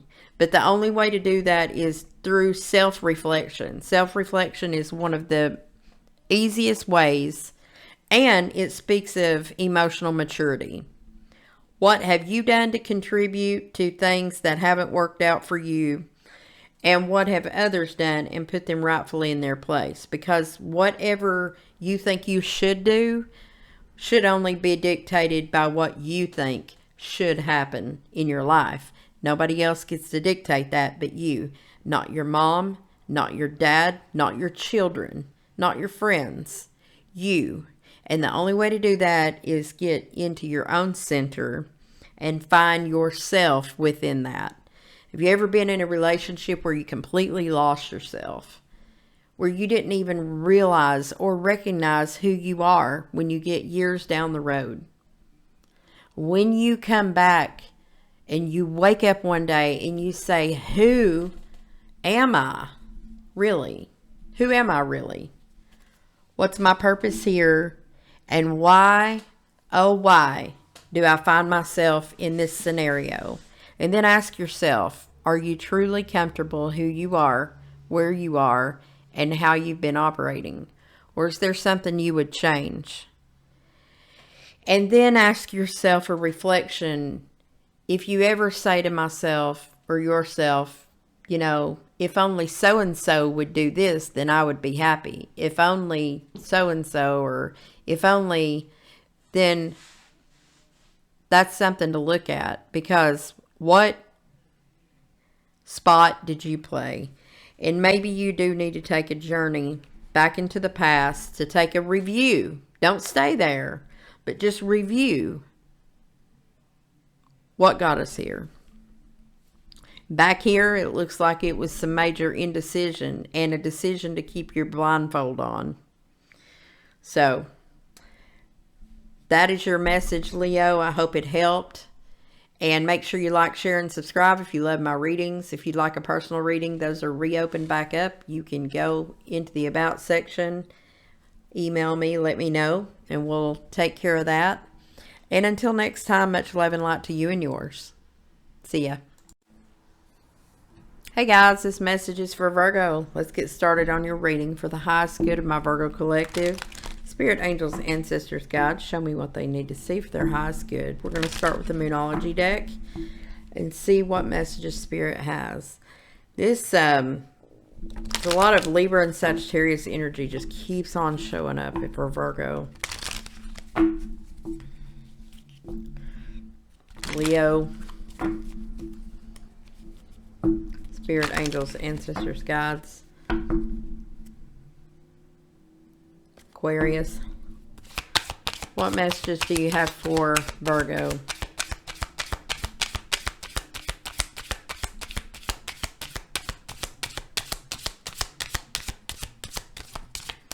All right, somebody's got a secret they're not telling. Speak.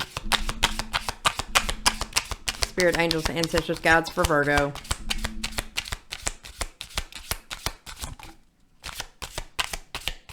Holding back. Gemini energy. Your commitment is being tested, Virgo, and there's some Gemini energy here with the answers you need are coming. You might have been waiting on messages from somewhere, something, information that you need, something to possibly move forward. It may come through a Gemini. Your commitment is being tested in some direction. Let's pull from the Light Seers for my Virgo collective. These are not the ones that I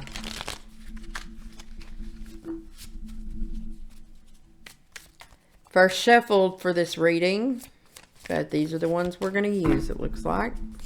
Spirit, angels, ancestors, guides for Virgo.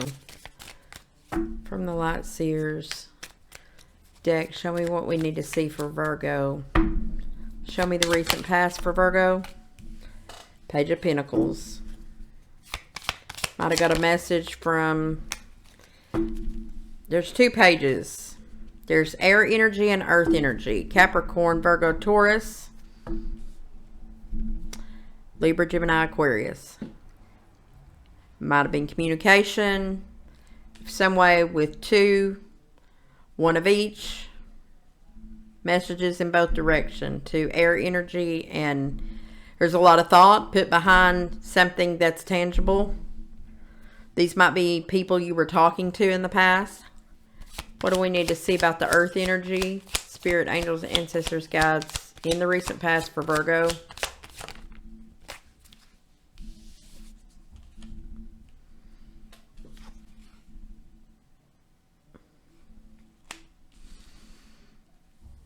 For the earth energy, lessons learned here. Cutting out third-party energy. No longer being in a teacher-student dynamic with this earth energy here. What about with the air? What are we finding out? What did we find out? A lot of thought, not a lot of intuition. Didn't think that this opportunity was going to be here. Something we didn't lose a lot of sleep over. And then there's Piscean energy. Intuition on fire. Major lessons learned. 10 of Swords. Feeling stabbed in the back, walking away from it. Or leaving behind some type of intuitive nudge regarding this scenario. What? It's nothing. It's like there's a secret here. There's a secret here. There's something we know we're not talking about, but we've learned. We've already done this. All that. What's in the current for Virgo?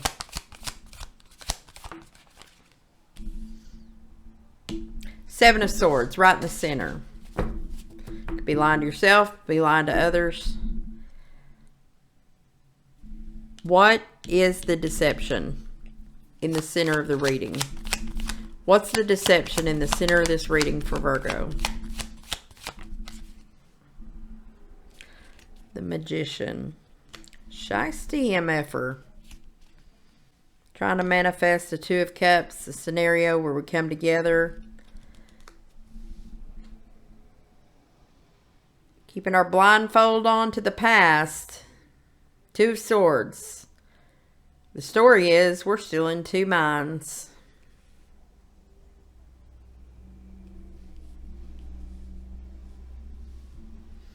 Someone's trying to sneak away in the middle of the night and move forward here.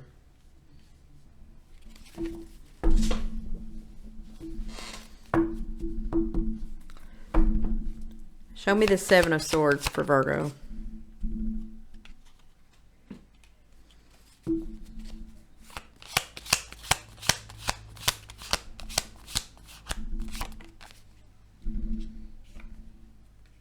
King of Cups, the Moon. Something so secretive and hidden. This is Virgo, Gemini energy. Someone here trying to manifest something that I don't feel like it's possible. It may not be based on the truth.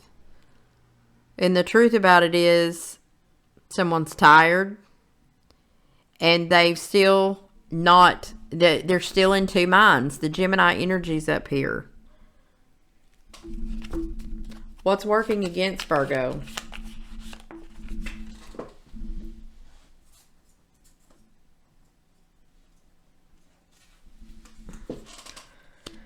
Lack of justice. No rest for the weary. Four of Swords in the reverse. What else? Anything else working against Virgo? A lack of investment here with someone in the past and not offering an opportunity. What's the true emotions around that for Virgo?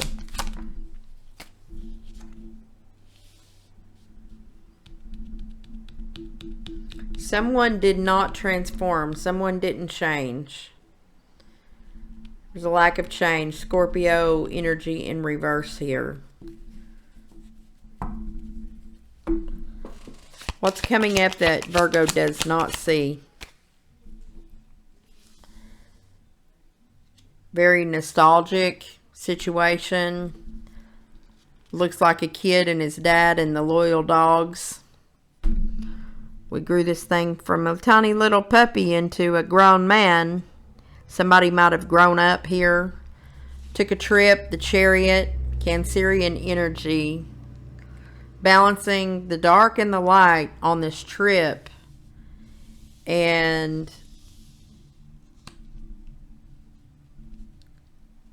there wasn't a whole lot of thought around that. What about that, Spirit? In the near future, what's coming up with that? And why is that here?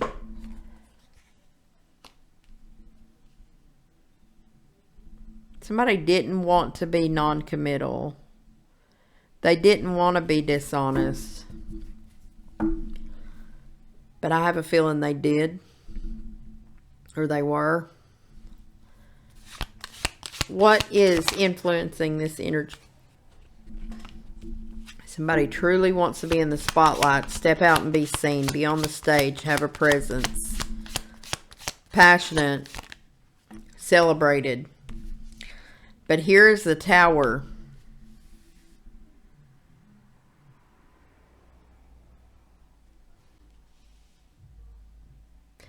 This Tower brings in a huge transformation, and it slows things down tremendously. And it stops us from the juggle. The juggling comes to an end upcoming. You may find yourself losing some patience here. And a lack of commitment. Taurus energy could have something to do with a home. Or not having a place to rest your head. Or lack of commitment here. Running out of patience for a lack of commitment. And it keeps us up in our head with the Five of Swords. And then the Wheel of Fortune comes in and completes the cycle. You may stop talking to someone. Could be a younger water energy. But then the Emperor comes in the upright. That's a lot of self-confidence and a building of something tangible. We're learning to let go of some things and not feel something that we may have felt lost in the past. We don't, and that healing comes in. I said before, I saw Aquarian energy on the flip. We had Leo energy on the flip. Could be dealing with them. And here's Capricorn and Aquarius. But this, whatever this Tower is that comes in, it's going to bring in some death to some old patterns that we used to be in. This being in two minds, not being able to make a decision in one direction or another.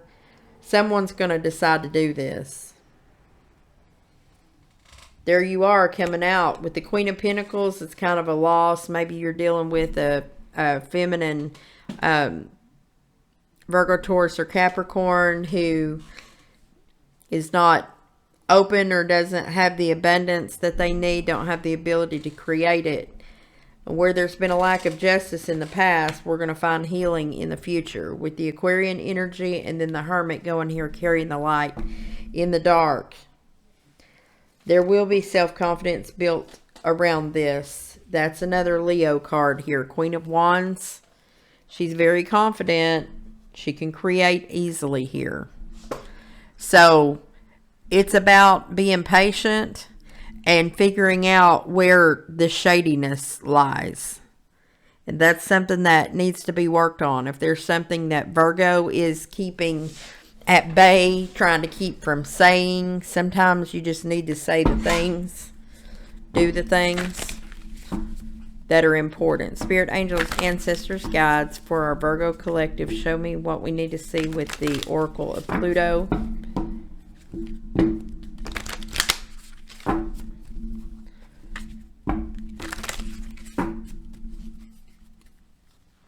For Virgo.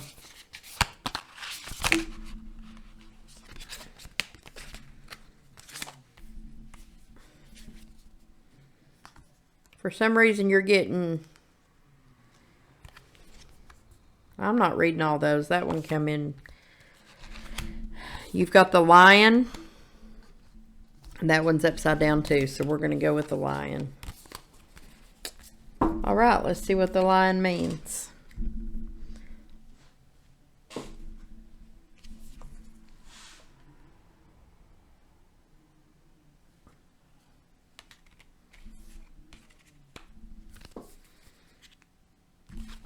Open right to it. So, the divine masculine, pride, the father, often referred to as the king of the animal kingdom. The lion embodies the energy of the divine masculine within us. The presence of this card may also point to a fatherly relationship, whether with your biological father or a chosen father figure. As with the bear card and maternal relations, our relationship with our dad may not always be a good or easy one. However, when we approach the archetype of the father through the lens of the divine, we are given the opportunity to define what this masculine energy needs to represent to us to feel empowering. When we speak of the divine masculine and feminine through the lens of spirituality, we aren't speaking about gender, but rather the two sides of nature that exist in all things. These energies are one way to think about the two halves that make a whole, and they exist on a spectrum in varying degrees. Masculine energy is often thought of as the active principle, the side of us that is ambitious, driven, and ready to make moves, and the feminine is the passive principle, open, receptive, observing. The lion asks us about our relationship to our own masculine energy. What does this energy mean to you? What feelings arise when you read these words? Take pride, like the lion, in this part of you and nurture it well. The archetype of a king or ruler appears in both unevolved and evolved energy. Just like everything else, the shadow version of a king is the tyrant, the authoritarian, the dictator. An enlightened ruler is benevolent and values the people who make up his kingdom. He's willing to listen to their wants, needs, and desires, while also respecting the weight of responsibility and power that he commands. Locate the king inside of you. How can you feel embodied and balanced when in power? All right. So, Virgo, that is your message. I hope that you find healing in this and that it related to your story. If you'd like a personal reading, please let me know by going to the About section. You can email me. And also, keep in mind that personal readings are open back up. That information is there as well. And until next time, like, share, and subscribe. Much love and light to you and yours. Goodbye. Hey Libra, it's time to get to your reading. Let's get started from the Moonology Oracle. Spirit, angels, ancestors, guides for my Libra collective. What messages do you have for their highest good for Libra?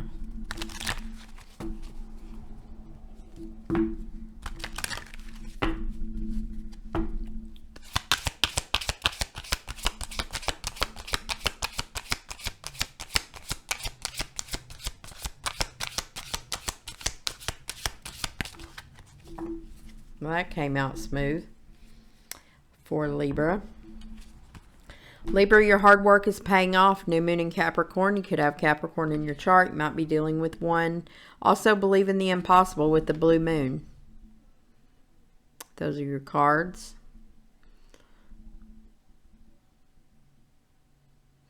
Maybe a hardworking Libra.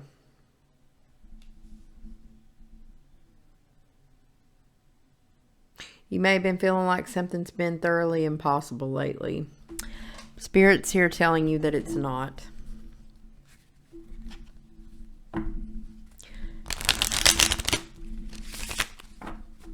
For Libra, let's get into the tarot for our Libra collective.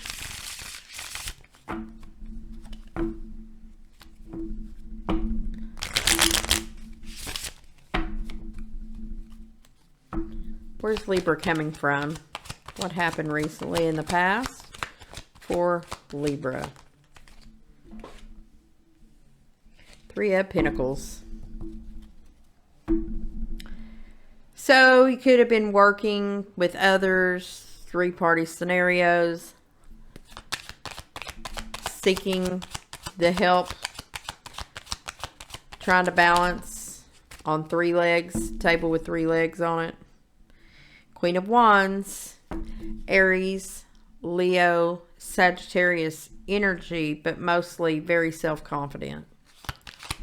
More support than you realize that you might have had. Anything else about this in the recent past for Libra?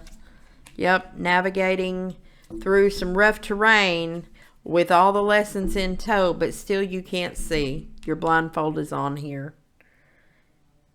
Coming from that in the past, kept your head up, chin up anyway.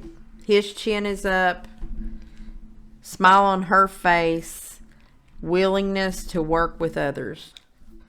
Show me the current for Libra.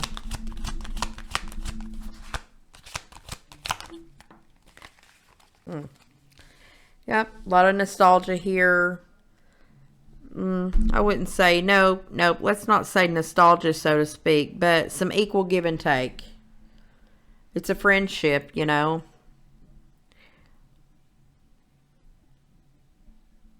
Also, something about feeding the internal child. The little one that lives inside of you. Or it may actually be about a child. And then the Queen of Pentacles. That's going to be Capricorn, Taurus, Virgo energy. This could be you. If you depict the Queen of Pentacles, you have what you need. You're actually able to help others as the Queen of Pentacles. What's crossing that for Libra?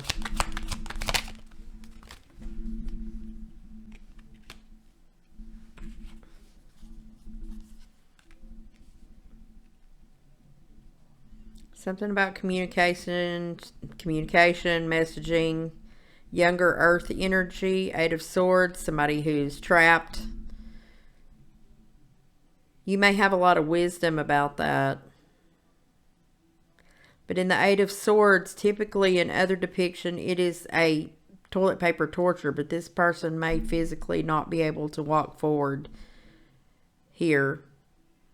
They're growing wings, but some of the feathers have fell off. But the Owl of Wisdom is in the backdrop. There's a lot of wisdom had by being in this scenario. But there is abundance here. Show me what is in the fear position. The Hermit. There may be a fear about taking a journey by yourself, having to actually shine the light in the dark. If this is part of who you are, then it's hard. There's a fear around being the one that has to do the work of it, to shine the light of it, to be the person that brings the light into the dark. I'm hearing that song on the Dirty Dancing movie, this overload. Won't you help me cure this overload?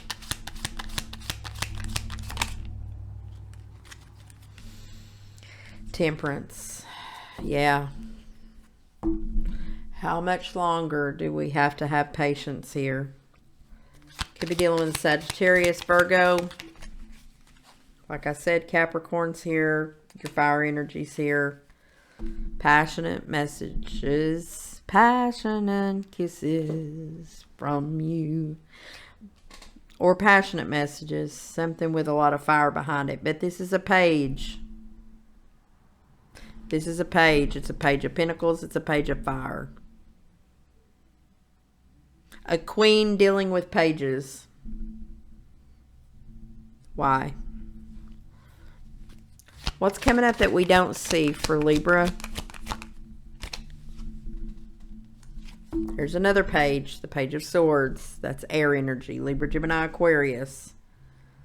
Messages. You might have messages coming from everywhere. You got somebody hitting you up who's fire energy. Somebody who's earth energy. Somebody who's air.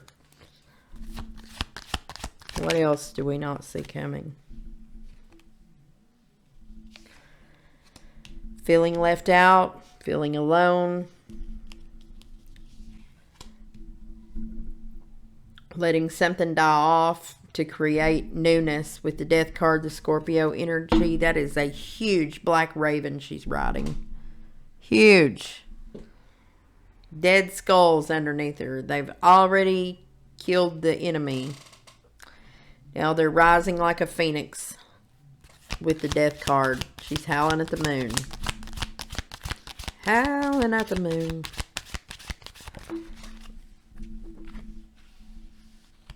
The Empress. Aries, Taurus, Libra energy sitting here in all her glory next to the King of Cups. Scorpio, Cancer, Pisces, but the King of Cups has a lot of love to give, healthy love, knows how to give it back. The Empress is sitting in a body of water, but with her, she's got an owl. There's a lot of wisdom with her. She's abundant. She has plenty of water, so her emotions are intact. And the King of Cups here might be sitting next to that. What does Libra need to know? What's the advice here?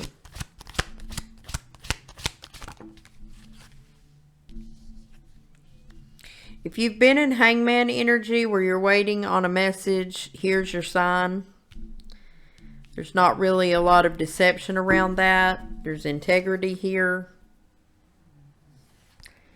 And you may receive some information through some type of communication. The Mother, the Maiden, and the Crone is here, tossing two ideas back and forth. And then the Queen of Cups shows up right next to the King of Cups. And I say that because between the two are communication, tossing around two ideas, the Mother, Maiden, and the Crone. And we got the King of Cups and the Queen of Cups together. Those are a match.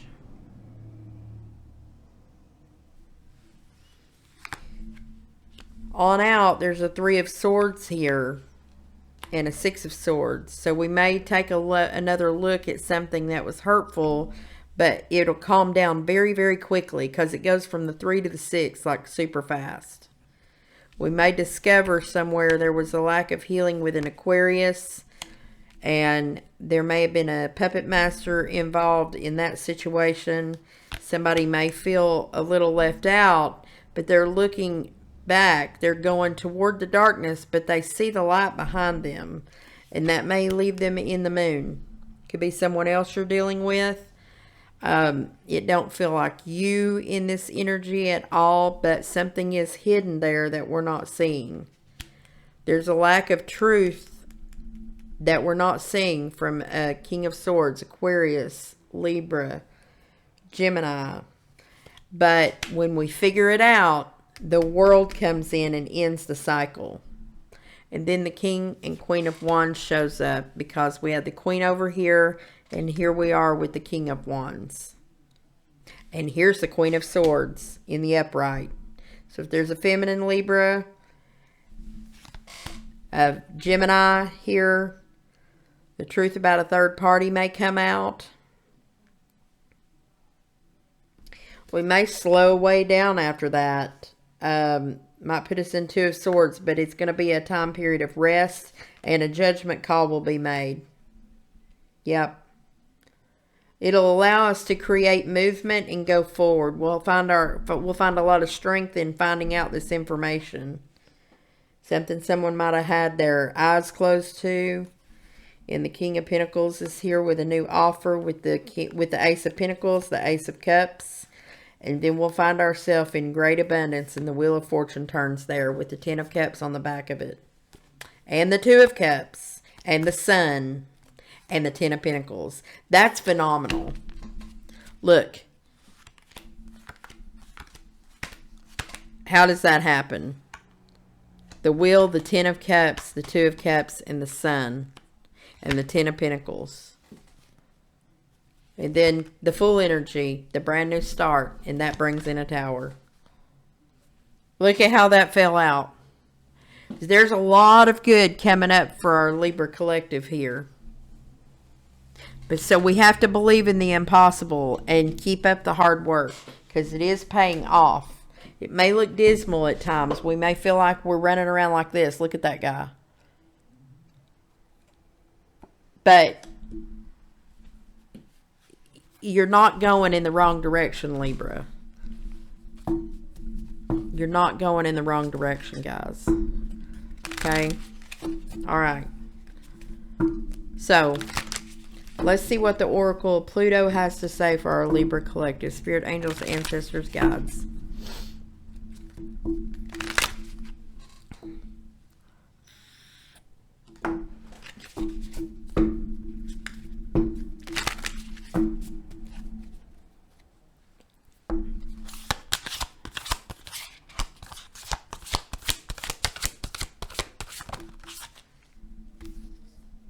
Turkey and the Griffin.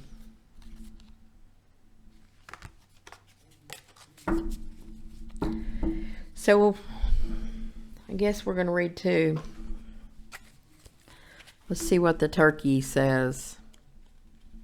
Gobble, gobble.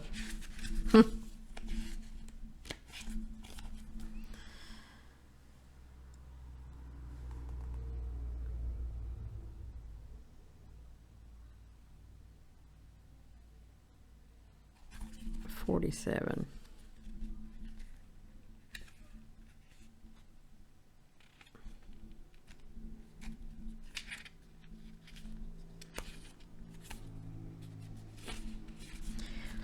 All right, the meaning of the turkey is primal instincts, staying wild and free. It reminds me of a song. I played it for Amy the other day, but it's called Wild and Blue. John Anderson originally did that song, but Brent Cobb did a great version of it. He goes, wild and blue, it's no wonder. Look at the things that you do. They could just take you up yonder, honey. You're already wild and blue.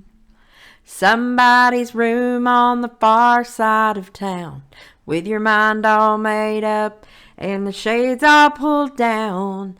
Someone is trying to satisfy you. They don't know you're wild and blue. Wild and blue, it's no wonder. Look at the little things that you do. They can just take you up yonder, honey. You're already wild and blue. It's 4 in the morning and you're all alone, with no place to go. Why don't you come home? Gonna drive yourself crazy, and you know that it's true. It's making you wild and blue. Wild and blue, it's no wonder. So are you wild and blue? There is a pronounced difference between a domesticated turkey and a wild one. Domesticated turkeys are notoriously dumb and homogeneous, while their wild counterparts are much more cunning. This juxtaposition highlights the benefits of staying wild and free on multiple levels, which is also reflected in the darker, more detailed plumage on turkeys found in the wild. If turkey energy is present, you are being called to find the value in your own wild and free spirit. As we move through life, we are confronted with many different messages about the way we're supposed to be. It's very possible that we have been given conflicting messages from different people. However, it's important to recognize that people love to project. We all do it from time to time, but others' expectations of us are really about them and have nothing to do with us at the root. This card is an invitation to get back in touch with your true essence, the wild spirit that you possess inside that only wants to be free.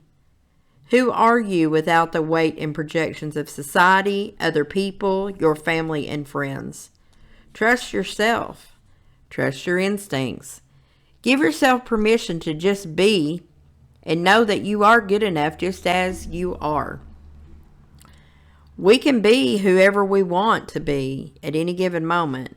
And indeed, there are many hats that we must wear to successfully navigate different situations. However, at the base of all the versions of you is just you. And the person has carried you through every trial, tribulation, and victory. It's time to celebrate that person. Show compassion to that person.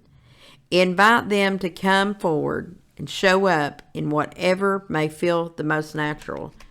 Earlier, when I was looking at this reading, where is it at?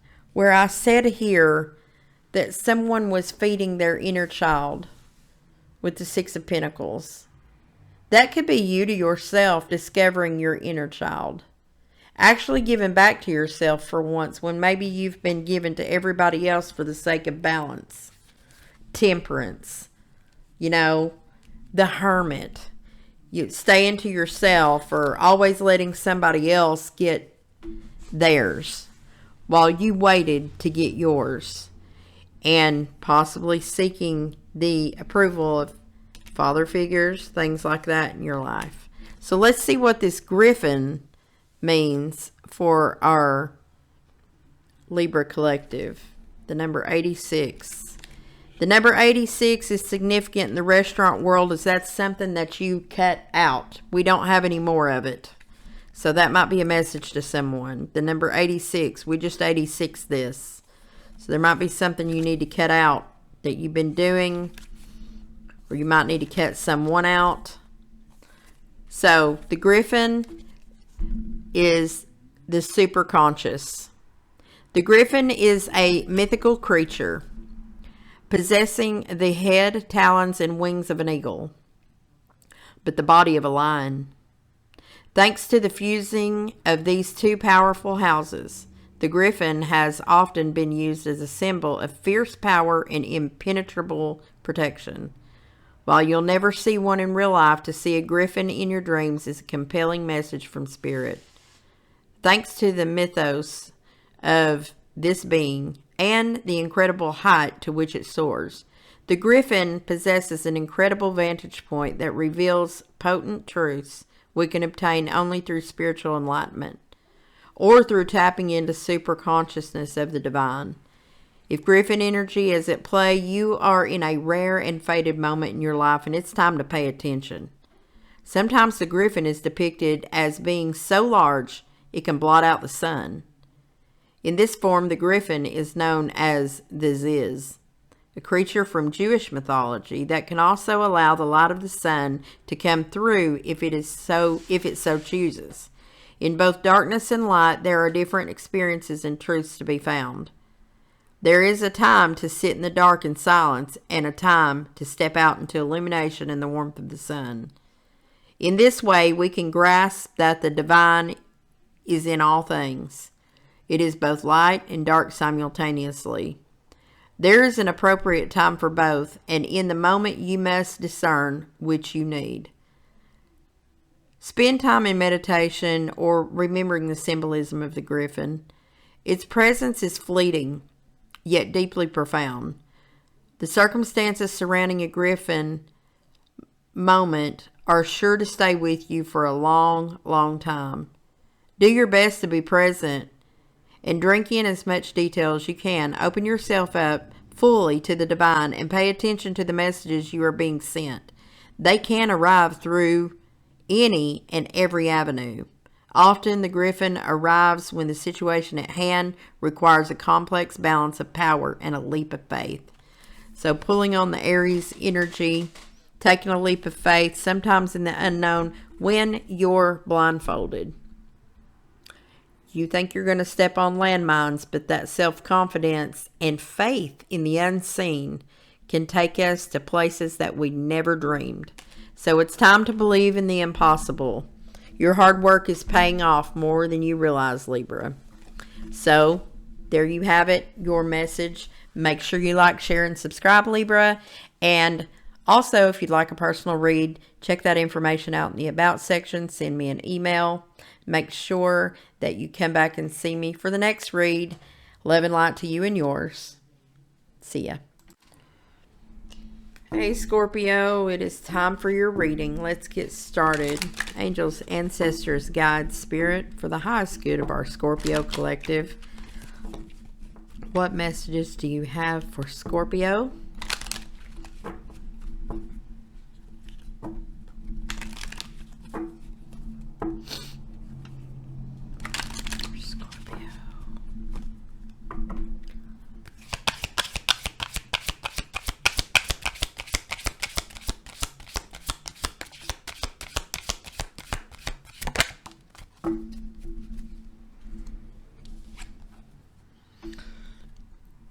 A new cycle is beginning. New moon in Libra. Could be dealing with a Libra. It says new romantic cycle. I'm going to stop saying romantic because I don't always feel like it's romantic. I just feel like it's just new things within relationships. And it also says to have faith in your dreams. So you may be feeling like something came to an end and then we're going to pick up on a new path or go a different direction, or something's balancing out. And have faith in your dreams. There's a lot of butterflies in this here. There's a lot of purple energy, something that brings in healing. So that could be a factor. So let's see what else we have in the tarot. If this is about love, then you might be starting a new relationship with someone.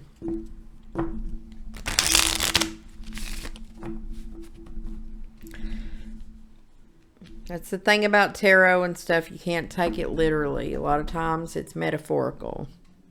Just like the Bible is.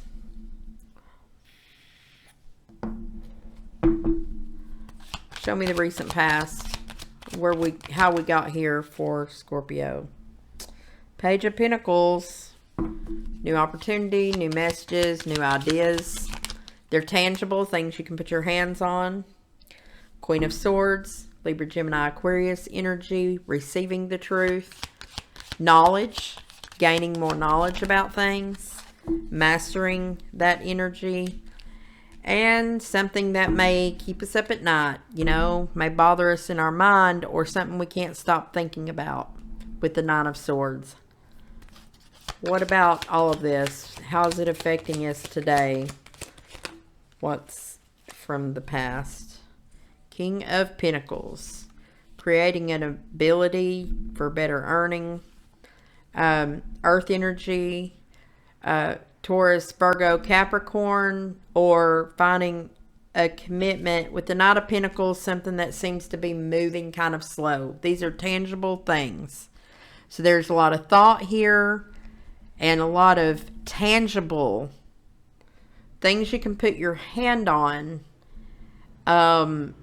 We may be thinking about the growth of that and the slow movement of this thing. And if we perceive slow movement about tangible things, even though it may feel slow, it may actually pick up momentum when we stop resisting.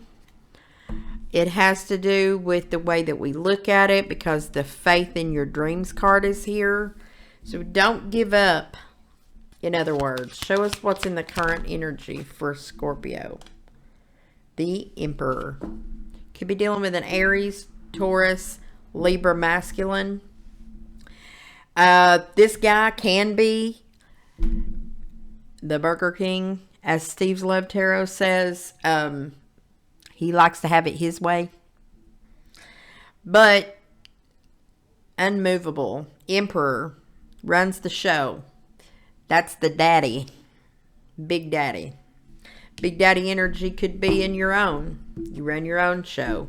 It's in the upright though. Whoever this is, if it's not you and it's someone you're dealing with, that's the Mac Daddy. And he's got his shit together. What do we need to know about the Emperor here? Highly intuitive. The High Priestess could be dealing with, as well, a Pisces energy. Or we may be keeping something a little bit secret. It has to do with the Three of Swords. Something that's hurtful. painful. So I wonder why that the High Priestess and the Emperor sits next to the Three of Swords. Why? When a new romantic cycle is beginning and there are dreams to be had here, faith in dreams, I wonder if past pain or hurt that we think about keeps us stuck in not having faith in dreams. What is our block? Or what's in the way? Or what's in our fear position? Four of Swords. Resting on laurels. Feeling sad. Tired. Just being fucking tired.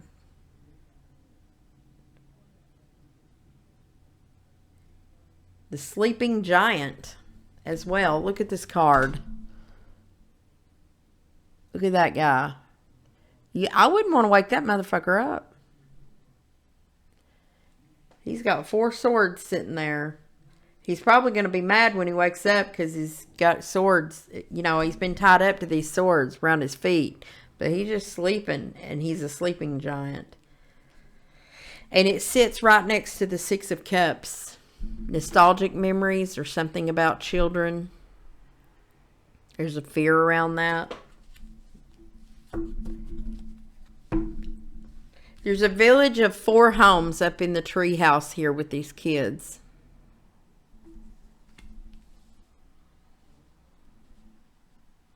Maybe something where people have moved around a lot. Things have been moved around a lot. Somebody's tired from moving around a lot. Okay, what else?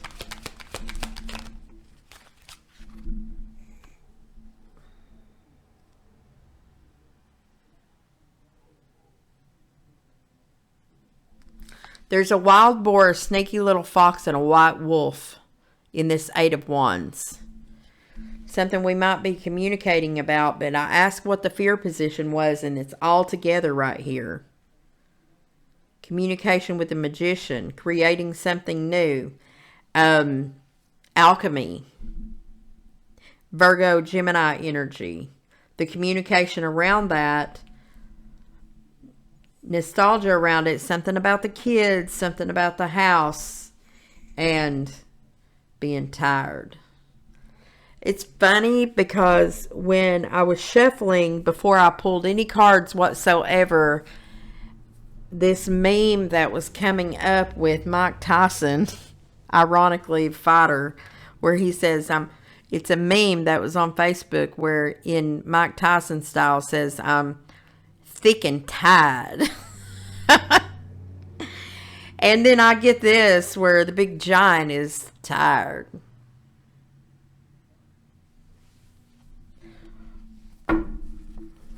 Tired of dealing. And there's fear around that and the communication. And there's something to be hidden about that. And it's painful. But it's right around the Emperor. Something we're holding back, maybe. What's coming up in the near future? Investments. 7 of Pentacles. A curious little guy in this depiction. He's being watched over, this little guy is. These investments are being watched over and protected. Carefully stacked up all the rocks in these towers. There's 3 towers of rocks around the little guy in the water.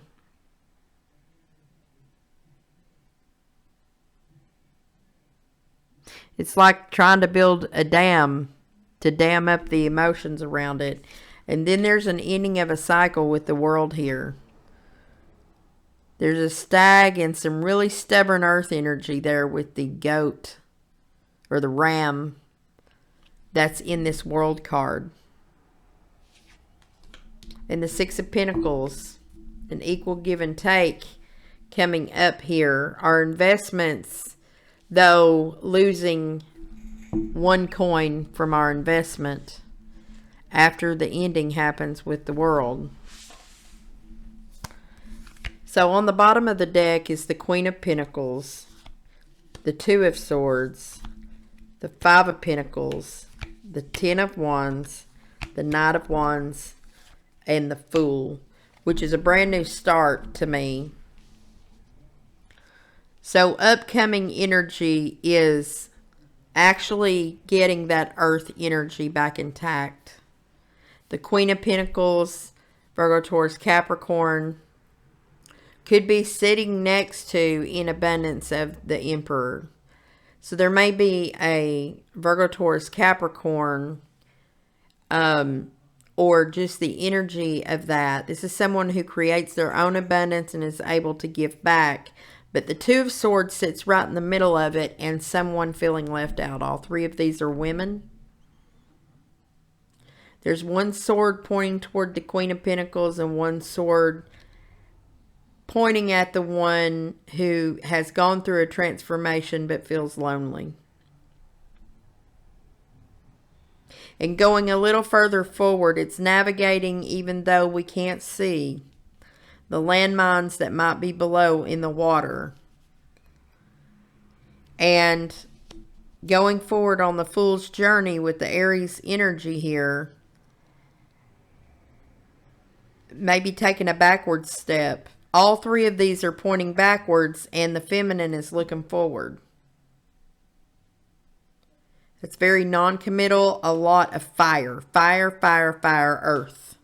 Fire and earth. Oh, shit. I'm hearing the Miranda Lambert's The Burning House song. Here, I don't like that. There's an Aquarian energy that is in the reverse. So healing's on the table and it's not taking place here going forward. But there's more support than we know. There's a fierce person coming into town like the Hermit and a Tower. Somebody has to be the light in the dark here. Somebody by themselves standing here with a lot of options. And this may create some type of conflict here. May get a message of truth about that. A very younger water sign. Not childlike, not grown up either. What do we need to know about that? Somebody who already made a decision. There's that Scorpionic card. There's still something hidden here about a commitment and a belief system. And there you are, Scorpio, sitting in peace. Knowing the truth with the Ace of Swords.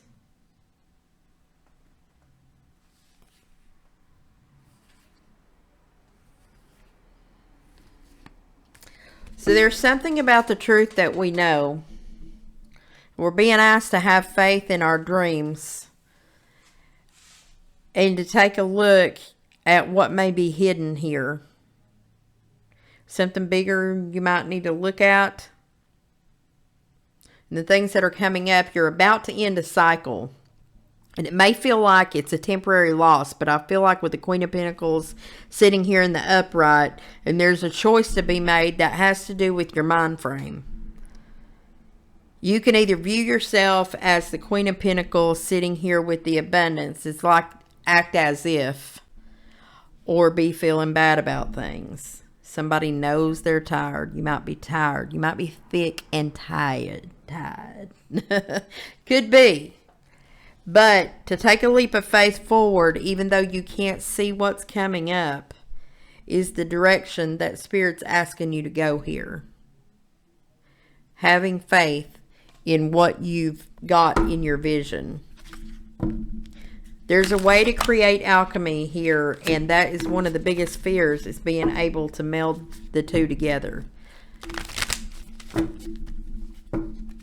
Let's get a message from the Oracle of Pluto for my Scorpio collective. Show me what they need to see for their highest good.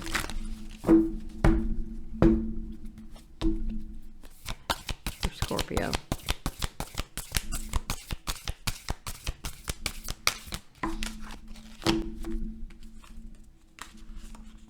You got 2 cards too. It's so weird. The jellyfish and the skunk. Shoo. All right, let's see what the jellyfish says. The Cancer got the jellyfish too. That might be significant for someone. It might not mean a damn thing to you, but it could be for someone. So just letting you know, you got the jellyfish and Cancer did. You could listen to Cancer's reading, possibly. So this jellyfish is releasing expectation, ease, flow, and instincts. Of all the creatures in the sea, the jellyfish is a bit of an oddball. You might be an oddball. But they are around 95% water and don't have a brain, heart, or bones. Without a central nervous system, they rely solely on the sensitive nerve endings at the base of their tentacles to detect touch, temperature, and the flow of the ocean. Their lack of resistance to the ocean current enables them to navigate their underwater world with ease. Humans know more about outer space than we do about our own oceans, which is wild when you consider the fact that oceans cover 71% of the Earth's surface. There are depths that humans haven't even been able to explore because the pressure of the ocean is so great that it crushes submarines. And yet the jellyfish has mastered the art of traversing the vast oceans, of harnessing the powerful currents to help them along their paths. They instinctively know that resistance is futile, and if they can just embrace the flow, well, they'll be carried far and wide. When jellyfish energy is persistent, there is something in this wisdom that can help you now. Have you considered that needing to be in control of feeling tied to a certain outcome may be holding you back? When we embrace the current situation for what it truly is, we're freed from the chains of our expectation and the weight of the stress is lifted. When we can find peace in the present and go with the natural cycles of our lives with trust, we may end up where we expected to be, but somewhere better. Meditate on the famous quote from Bruce Lee, "Be like water making its way through cracks." Do not be assertive, but adjust to the object, and you shall find a way around or through it. If nothing within you stays rigid, outward things will disclose themselves. Empty your mind, be formless, shapeless, like water. If you put water into a cup, it becomes the cup. You put water into a bottle, and it becomes the bottle. You put it in the teapot, it becomes the teapot. Now water can flow or it can crash. Be water, my friend. And then the skunk. Let's see what this card means.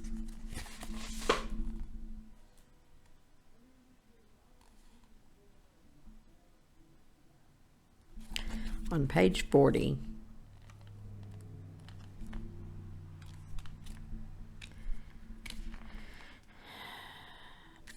All right. With the skunk, it says alternative solutions and resourcefulness. As one of the most infamous members of the animal kingdom, the skunk is a force to be reckoned with. Armed with a smelly spray that can drive away even the most aggressive predators, the skunk knows how to get and keep what it wants. Its defensive tactics are also some of the most unique around. If skunk energy is present, you too could benefit from tapping into the resourcefulness and finding a solution through innovative means. If you pulled this card, it's likely you've been trusting your tried and true methods to solve a problem, but it seems the harder you try, the more elusive the solution is. Consider for a moment the resources that exist outside of you. Sometimes the answer really does lie in another person. Seeking the help of someone you respect and trust may be necessary now. They will bring not only a fresh set of eyes to the issue, but they probably also hold a different perspective or approach that may be the key to the lock. It may simply be that you need a sounding board, someone who can help you get in touch with qualities or tactics you possess that you hadn't thought of yet. Alternatively, it could just be that you need to step away from whatever it is and give yourself some time and space to think about actually engaging with it. Step outside the box. In astrology, we look to the axis of Leo and Aquarius as the signs of creativity. Sometimes this can literally be about artistic creativity, but more often it isn't. Both signs being a unique perspective to things and are good at coming up with creative, sometimes avant-garde solutions to problems. The difference between the two is that Leo wants to stand out from the crowd and allow their gifts to shine, which is to say they want the credit for themselves, while Aquarius seeks to both serve the group and to blend into it. Groupthink isn't always a bad thing. Which one of these energies is necessary now? Remember that even if you don't have any Leo or Aquarius placements in your birth chart, both signs still rule a house, an area of your life in your chart. Research where they are and what that means. So if you're a Leo rising, then your Aquarius placement is going to be, let's see, if Leo is your first house, then Virgo is your second, Libra is your third, Scorpio is your fourth house, Sagittarius is fifth, and Capricorn is your sixth. That means Aquarius is in your seventh house, which is in relationships. So you may find that in your romantic relationships and other relationships, you tend to do what's best for the collective and not always what's best for just Scorpio. So, with that being said, Scorpio, I hope you got a message from this that means a lot to you and can help you throughout your time. If you'd like a personal reading, please get with me on that. Those are reopened again. And until next time, make sure you like, share, and subscribe, and much love and light to you and yours. Thank you. Welcome, Sagittarius, to your portion of the reading. Let's get started with the Moonology deck and see what's going on for the highest good of our Sagittarius collective. Spirit, angels, ancestors, guides, what messages do you have for Sagittarius?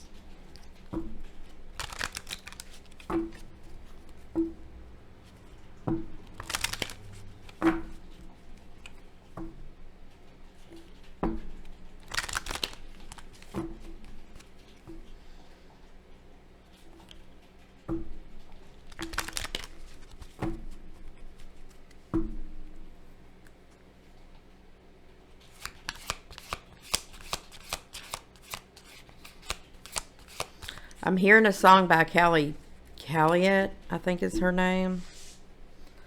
It's called Bubbly. I've been away for a while now. You got me feeling like a child now. Every time I see your bubbly face, I get this feeling in this silly place. It starts with my nose, makes me crinkle my nose. Wherever it goes, I always know you make me smile. Please stay for a while now. Just take your time. Wherever it goes. I don't know if that's significant, but for Sagittarius.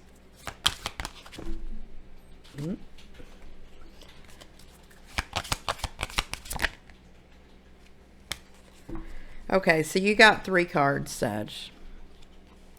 Confidence is key to your success. There's some Leo energy here for you.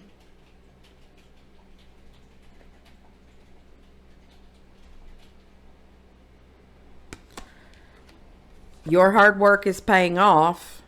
New moon in Capricorn. There's Capricorn.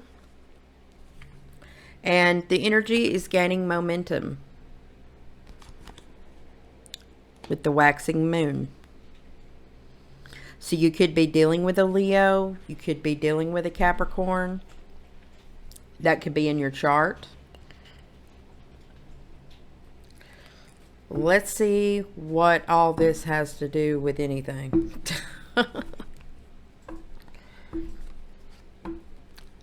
Stars in my toes, makes me crinkle my nose. Wherever it goes, I always know. You make me smile, please stay for a while now. Just take your time, wherever it goes.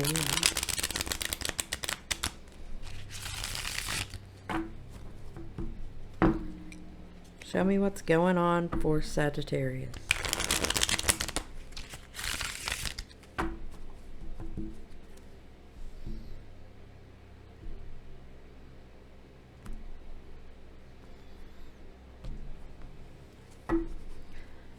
Recent past for Sagittarius. Knight of Cups. Maybe someone younger, maybe a water sign came into your life. I'm getting a feeling it's someone new. There's Leo energy again, something that makes us very happy. With the Sun energy and a Page of Wands, somebody who communicates with a lot of passion. I'm getting a feeling like it's someone. It could be an energy. It's a lot of, it helps. It's a confidence builder, that's for sure. What's in the current energy for Sagittarius? Queen of Cups. The Queen of Cups could be a Cancer, Pisces, Scorpio, but also if it's not a person, the energy of this is being open and receptive to love and having enough to give back. She's got a whole bowl of water. It's full. She sits next to the water. There's starfish all around her. She's wearing blue. There's a lot of healing in this with the Queen of Cups. You could be dealing with someone that's like that. The Knight could have matured. And it sits right below the confidence is key to your success. Keeping your chin up, your hard work is paying off, and the energy's building momentum. That's probably why I'm getting bubbly. There's a lot of happiness here, or content feelings. Dare I say successful on the emotional side. But right next to that is the Four of Cups. In this particular Four of Cups, she's holding and meditating on one cup, holding on to it very tightly. And there's 3 cups sitting around her. This is an elf. There's a lot of passion here with this lotus symbol right above the head. I can't help but notice the tree. There may be a family involved here. There's a lot of meditation. It's almost somber, just trying to, while there's a lot of internal happiness, feelings of love, passion,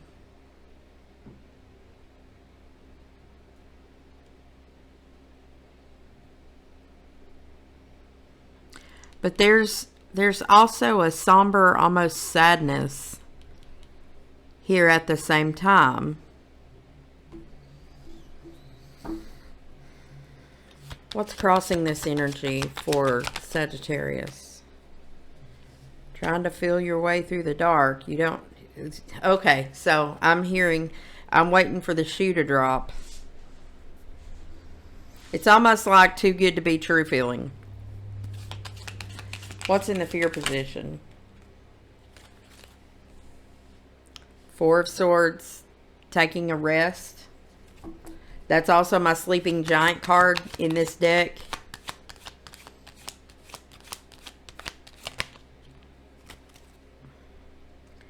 There's a distrust. There's a feeling of distrust. A fear that we don't know for sure if things are true or if they're not. Anything else in the fear position that Sagittarius needs to know?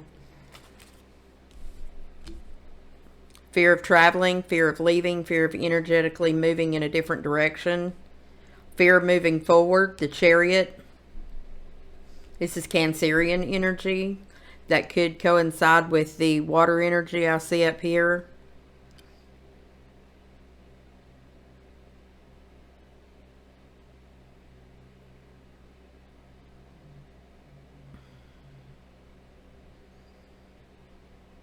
But in this happiness, there's still some opposition here.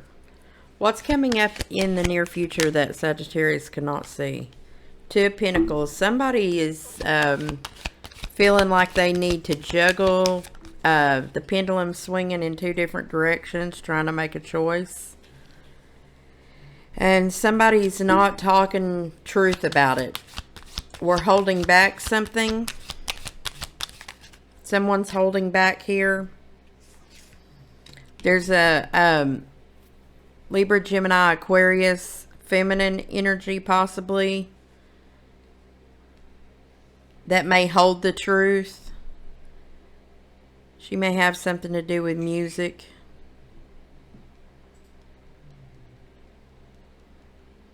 She's playing a harp. It's the first time I noticed that.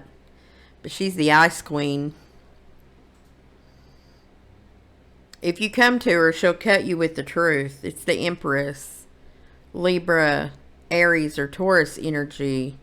It's the mother, the wife, the one who runs the empire. And the Ten of Pentacles sits right on the left side of her. The truth, she stands on truth, stands on the money. And somebody's not talking about this and the fact that there's a juggling like back and forth. There were choices here on that. What's an outside influence here? Don't take these, okay. The Emperor. Ooh, the Emperor and the Empress. That's a divine pair here. There's a masculine, Aries, Taurus, Libra, that's affecting something here. Big Daddy energy.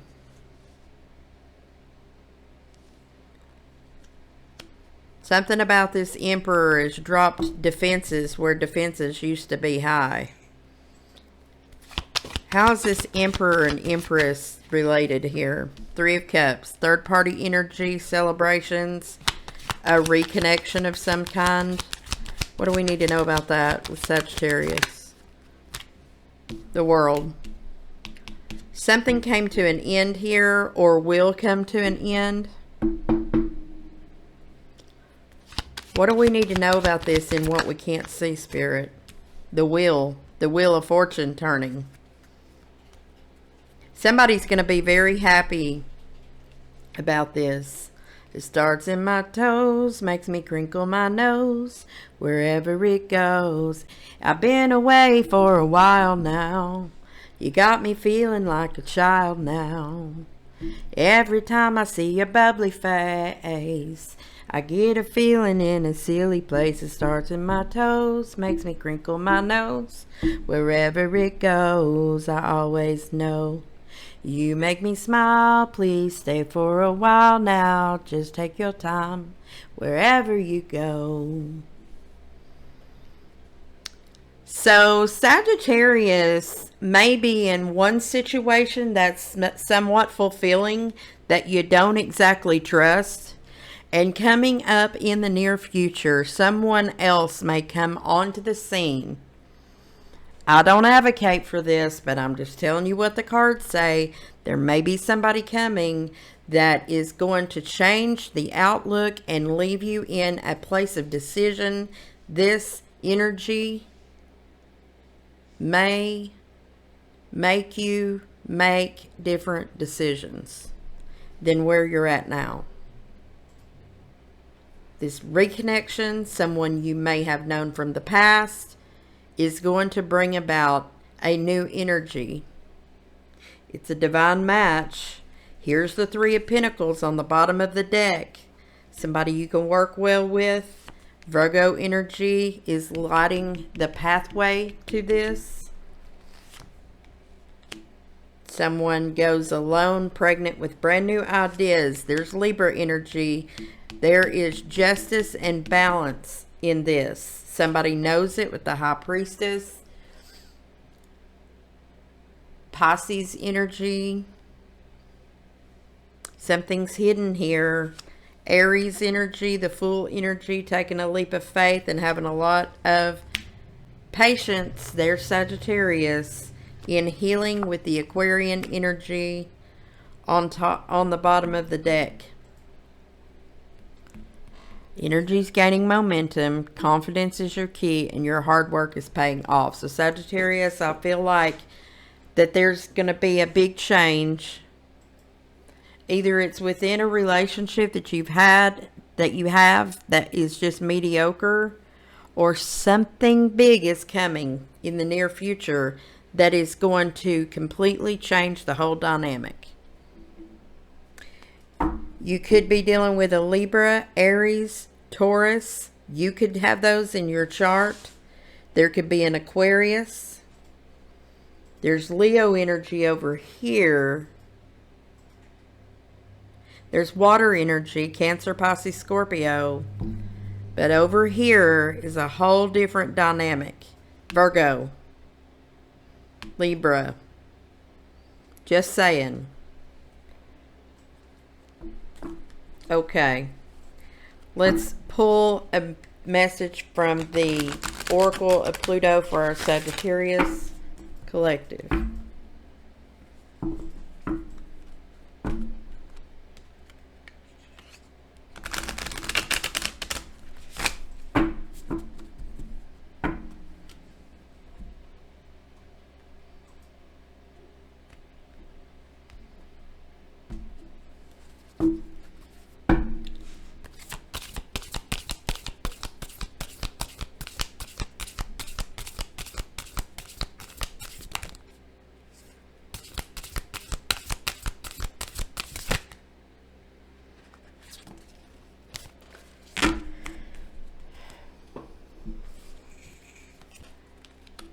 Goose. Oh, copy. I've never heard of that before. But let's read both of them because you have both of them.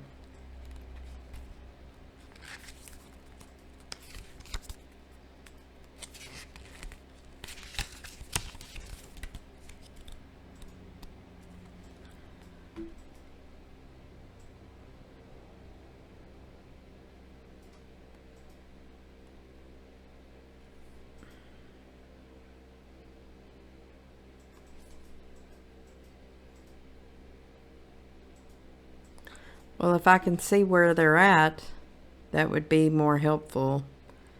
All right, page 18 is the goose.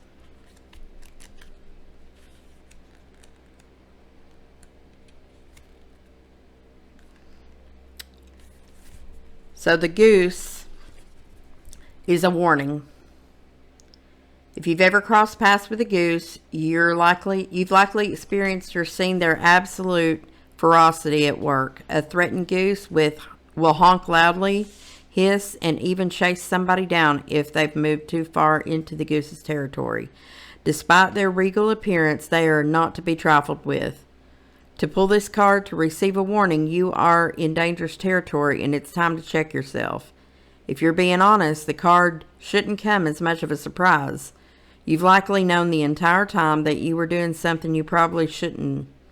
Maybe there's something taboo about the circumstance that made it feel fun, exciting, and new. We all enjoy being naughty from time to time. Maybe you've wandered here innocently and now find yourself in a bad situation. Regardless, you are on the verge of being found out. Heed the warning of this card and take a step back. If there is a corrective action you can take, now is the time. If not, do your best to remove yourself from the situation before you or anyone else gets hurt. When things come to a head, if you're still around, it's likely you will be met with the unbridled ferocity of the territorial goose. There's a hot debate over whether mortality is objective or subjective. What we think is okay or good or fair or right likely varies from what others perceive. Sometimes it can be difficult to know where the line in between your desires, your life, and someone else's. It can be a delicate balancing act. If you've engaged in a scenario in which the issue of right versus wrong feels murky, guilting or shaming yourself will make only the answer more elusive. Instead, think of the adage, treat others how you'd like to be treated. Put yourself in their shoes. How would you feel on the other side? So maybe you got yourself into something you feel like you can't get out of, or you dabbled around with something that you feel like now that you shouldn't have. So that's a warning. Now, the okapi, we're about to learn about that. I've never even heard of that before. Page 79.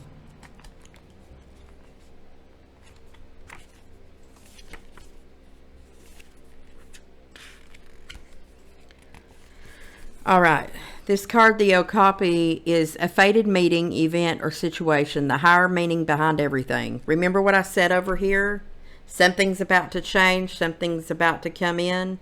The okapi is a unique creature, partially resembling a zebra, but most closely related to the giraffe. That is indigenous exclusively to the northern part of the Democratic Republic of the Congo. In many ways, the existence of the okapi seems unlikely, and yet an unknowable number of things aligned to make its existence so. The presence of the okapi in a reading may speak to something that feels much the same, and begs the question of fate, whether in a meeting or a situation. To draw the okapi card in a reading is a sure sign that something bigger than you is at play. The way things have aligned across time and space to bring you to this moment where everything is falling into place may feel surreal. Moments in our lives where we can see destiny unfolding in front of our eyes are few and far between. There is a deep knowing in our bones that recognizes this pleasant twist of fate, and that same knowing asks us to drink in as much as we can stand, because there is something crucial to be harnessed and learned. Keep in mind that when destiny turns the wheel, it may not always feel pleasant.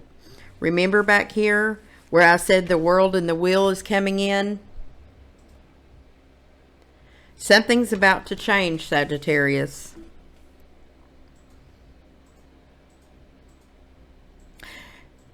It may not feel pleasant, though it certainly feels big. Sometimes when everything is aligning to put us on our higher path, it can be extremely difficult.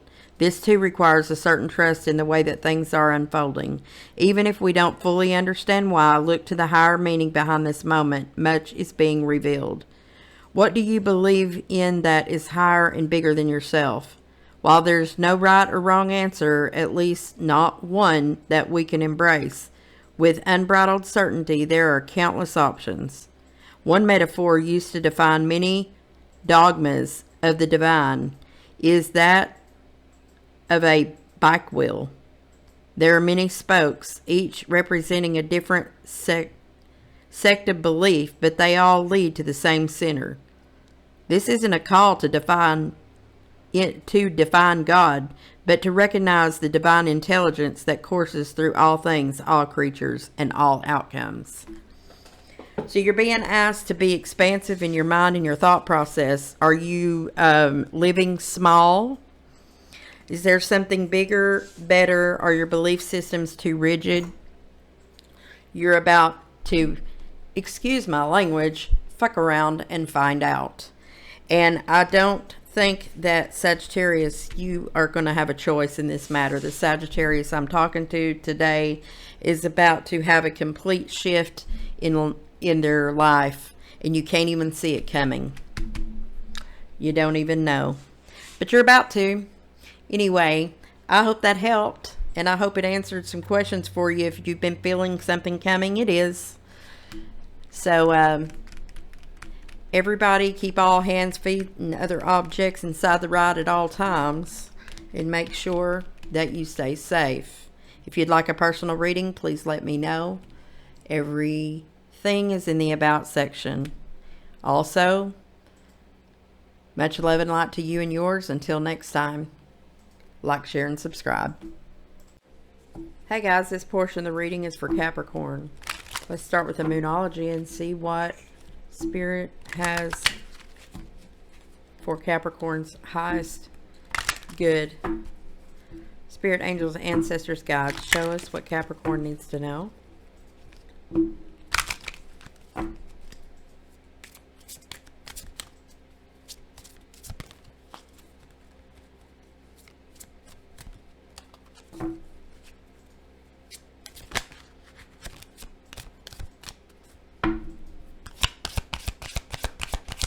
That's just for Capricorn.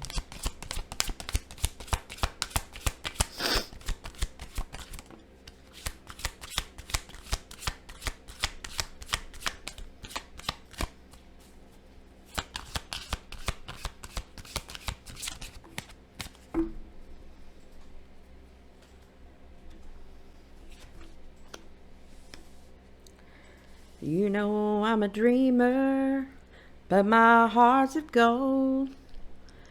Like to run away, hide, so I wouldn't come. My heart's like an open door for the whole world to see. I'm on my way. I'm on my way home, sweet home. That's the song I'm hearing. Dang it, who sings that song? I'm asking Amy who sings that song. She's going to look it up for me real fast. That's as soon as I started shuffling for Capricorn, that's what I heard. Home, sweet home. Motley Crue, Home Sweet Home. Look up the lyrics, Capricorn. It might be something. Huh? Okay. So, yeah, here's the lyrics, guys. You know I'm a dreamer, but my heart's of gold. I had to run away high so I wouldn't come home low. Just when things went right, it doesn't mean they were always wrong. Just like this song, and you'll never feel left all alone. Take me to your heart, feel me in your bones, just one more night, and I'm coming off this long and winding road. I'm on my way, home sweet home. You know that I've seen too many romantic dreams, up in lights, falling off the silver screen. My heart's like an open book for the whole world to read. Sometime nothing keeps me together as it seems. I'm on my way, home sweet home. So somebody might be headed to you. Thank you, Amy. Somebody might be taking you home. If you guys wonder why I'm talking to Amy, Amy's my best friend. We work in our little studio together. She's the one that does the podcast that I talk about in my intro. It's called, if you like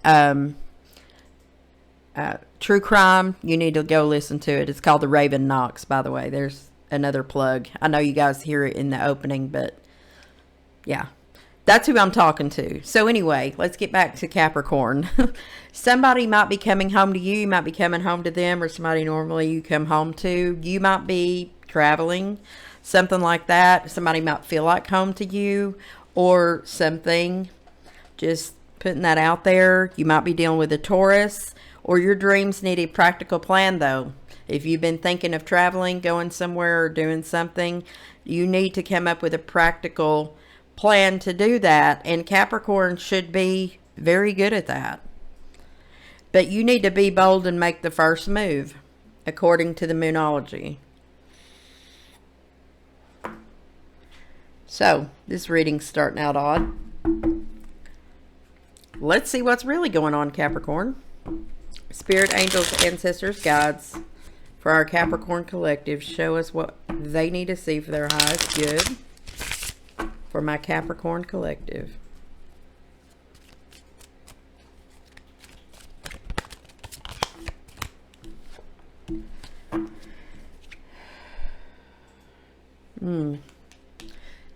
You might have gotten a message recently. It may very well be the truth. There's a lot of blue in this. It may have brought in a lot of healing here. It's the sword energy. It could be Aquarius, Libra, Gemini. Scorpionic energy, something may have had to die off to build something new. Death energy, there could have been a death in the family. Hopefully not. My condolences if that's the case. There are a lot of ravens here. Take a look at this card, this death card. It's Scorpio energy. Could have happened back in the fall. I'm noticing the pumpkins, the fallen leaves, the dead trees. There's a lot of grief here. But there's happiness with this skeleton, the Grim Reaper. It's transformational because with the blue energy, look at the difference in the light in these two cards from the recent past. It's almost bittersweet, something you found out, perhaps. What else? May involve a child.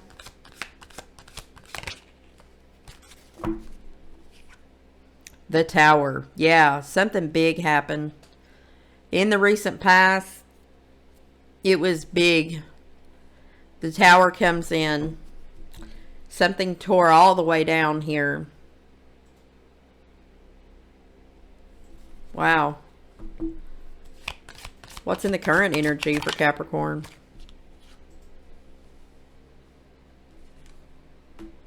The World. Still experiencing an ending here. It's a completion of a cycle. You're getting ready to develop something new, though. The Capricorn energy, this, oh, what is that thing called? The half horse, half man. Centuron. I might not even be saying it right. The what? Amy's going to look that up for me too. Amy is needed for this Capricorn reading today. Centaur, Centaur.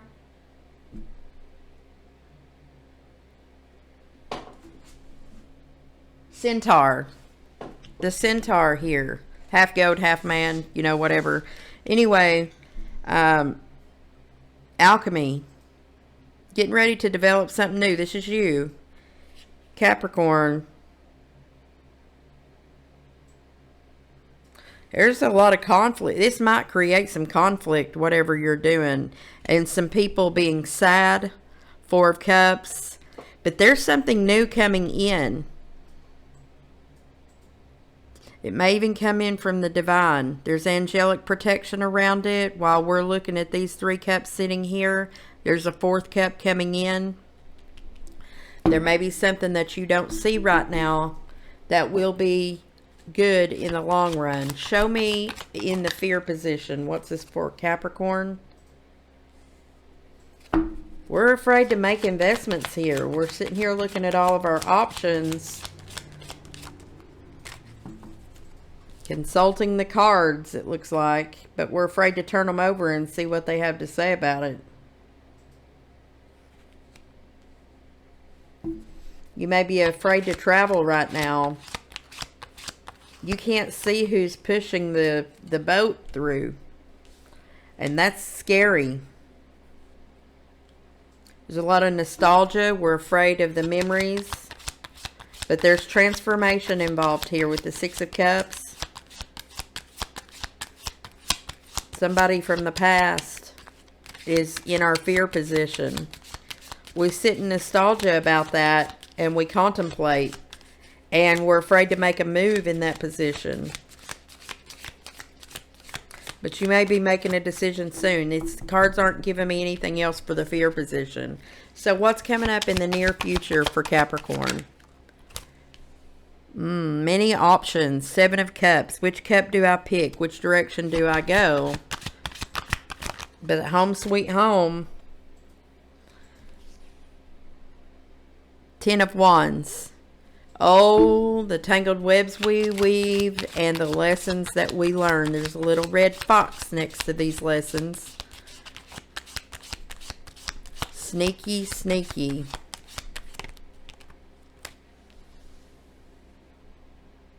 Empress. Aries, Taurus, Libra. That Empress card's been coming out a lot in a lot of readings. So that tells me that people are bossing up. Capricorn, you could be dealing with an Aries, Taurus, Libra. Also, a mother, divine feminine energy. I see kids. I see females. This Empress knows she's confident. She embodies all four queens. She's got a map sitting right below her. She's comfortable. She's pregnant with brand new ideas. She's abundant. She's also got a sickle to get herself through the weeds. She's already wearing a crown. And in the near future, if this is you, you are holding the staff that rules the everything. What's an outside influence here? Oh, decisions. Yep. Be careful not to get stuck in reviewing the past mistakes and trying to make a choice between all of those things and getting overwhelmed by choices. Choices are a blessing. It's a message to boss up and go ahead and make a decision based on lessons that you've already learned in the past. If you hold on, you could get frozen in time. It's also a warning that some things, what's standing in between you and the next thing on your destiny point, is holding on to things that are keeping you stuck, and that period of indecision and staying blind to something is not helping your case. Let's turn this deck over and see what's coming on the bottom of the deck. Two of Wands, leaning into a decision when you got the whole world in your hands. To me, this is more Capricorn energy than anything. It's the King of Pentacles. You could be dealing with a masculine earth energy, Virgo, Taurus, or Capricorn. And right next to that is the Virgo, lighting the way, saying, come this direction. It's going to take some strength here. Leo energy to tame the bear in this instance. Could be dealing with a Leo too. And there's the Queen of Pentacles. So you got the King and Queen of Pentacles sitting next to each other. Virgo, Taurus, Capricorn. Why am I saying Virgis, Virginia. What the hell? Maybe somebody needs to go to Sturgis. I don't know. But I keep saying that. Oh, there's the Lovers, Gemini energy. This is a choice. And here's Justice. There's Libra energy coming in to create balance. And the Two of Cups. There's a union here. You might be going toward a relationship. You might have to travel and it may feel like going home. Somebody might be stuck here with the Eight of Swords.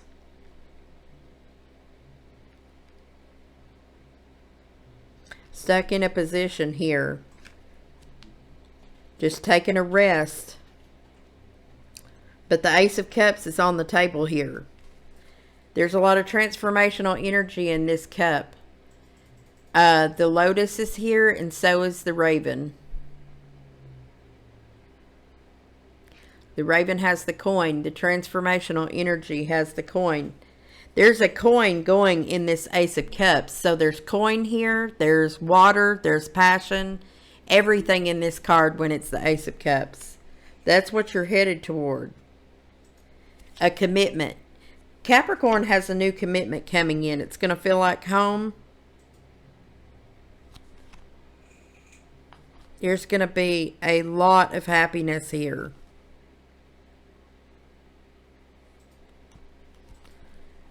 There's a lot that we've learned in the past, but there's going to be an equal give and take. And yes, travel is going to be here. With Chariot energy, could be a Cancerian energy too. The King of Wands, Leo, Aries, or Sagittarius. There could be an Aries, Leo, or Sagittarius that's non-committal here, that there's a lot of lies and deception around. So beware of that in the near future. You want to walk away from that and go toward your happiness. It might be something that keeps you up at night and makes you feel sad, but it's something that will cross your path. The Ten of Pentacles is coming in with a lot of abundance. So there might be something bittersweet here. Make sure that you don't stay stuck by not making a choice, because sometimes not making a choice is a choice. So it's time to make a practical plan and be bold and make the first move in whatever direction that's supposed to be for you. Home sweet home. It might just be home sweet home, Capricorn. So let's go ahead and pull the Oracle of Pluto for my Capricorn Collective and see what messages are there for you.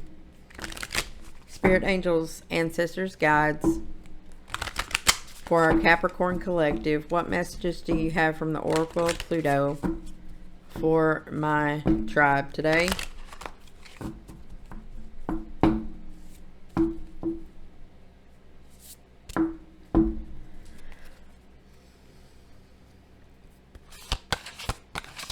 Oracle Pluto for Capricorn. The crab. That can be Cancerian energy too, just so you know. Could signify several different things. Crabs are hermits as well. It could be Virgo. Let me find.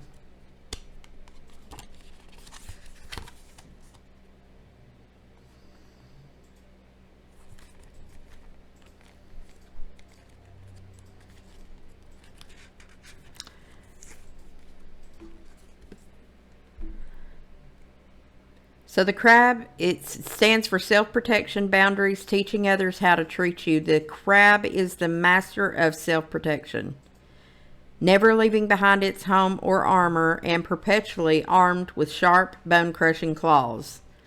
Although normally a docile creature, the crab stays ready to defend itself if necessary. It also stays ready to retreat if necessary.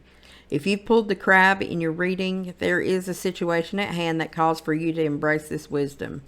Boundaries are hard, and as we move through life, our boundaries shift, grow, and transform along with us. Knowing when it's time to stay and fight versus when it's best time to move on or to take a step back is a delicate art, but you must master it now. Remember that we ultimately teach others how to treat us through our boundaries. Do you have them? This card is a call to assert them, maybe openly or maybe through silent withdrawal. Whatever feels the safest and most empowering option is the answer now. Stay open to the possibility of that answer changing throughout the situation too. Honor your own boundaries, honor your own needs. If having boundaries or saying no is difficult for you, it's time to ask yourself why. If the answer lies in the discomfort it creates for the other person, consider that the way a person responds to your boundaries tells you everything you need to know about them. Somebody who truly respects you will also respect your boundaries without question. That is a lesson that I have had to learn throughout time that has made me one of the strongest person with strong boundaries. And I still grapple sometimes with making healthy boundaries. There's a difference in having boundaries and being defensive. So make sure that you can determine the difference between boundaries and defending your territory at all costs, or being territorial. Just make sure that they're healthy boundaries and they aren't walls built to keep everyone out. There's a fine balance between creating healthy boundaries for yourself so that you can grow and giving too much. So that is your message, Capricorn. Remember to like, share, and subscribe if you haven't already. And if you'd like a personal read, the information is in the About section. And until next time, love and light to you and yours. Thank you, Capricorn. All right, this one is for Aquarius. Let's get started with Moonology for our Aquarius collective. And let's see what's going on for Aquarius's highest good, spirit, angels, ancestors, guides for Aquarius. All right, Aquarius, be bold, make the first move, and don't let the past hold you back. Okay, so South Node is a factor, and making the first move. I'm not sure what to take from that yet, so we probably need to go ahead and pull the tarot. You might be going after something, or thinking about going after something, and something about your past is holding you back. You need to look to your South Node and see what that means for you. If you don't know how to do that, you can do your birth chart. You will need to know your birth time, city and state. You can look at that online. There might be something in that for you. South Node is from your past, and your North Node is what's happening for you in the future. Show me in the recent past for Aquarius. Pisces energy, the Hanged Man. Maybe you were waiting to find out which direction you needed to go.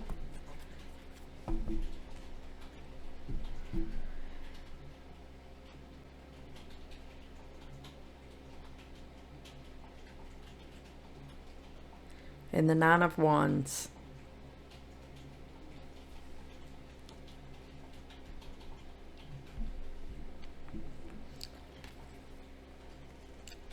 Bear with me just a second. I need to look something up real fast.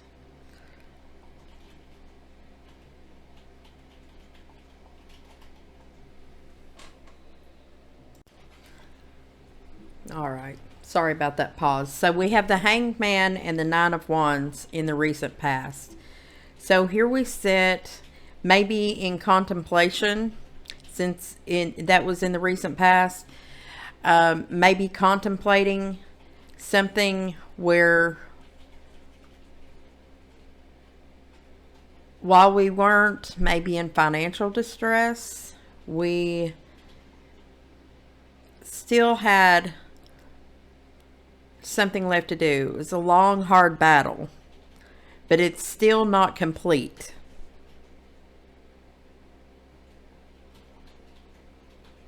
We were trying to wrap something up here. Ah, there's the Ten of Wands, and then it completed.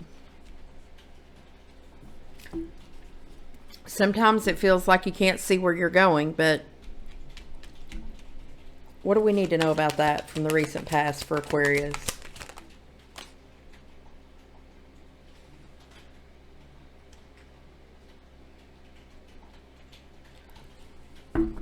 In the midst of waiting, completing a cycle that we had a lot of energy around, doing things on our own, and we get a tangible offer that comes in the recent past. We were waiting for it. We were sitting and waiting. It could be dealing with a Pisces, and that's all I'm getting right now. Or there could be something we were holding back on.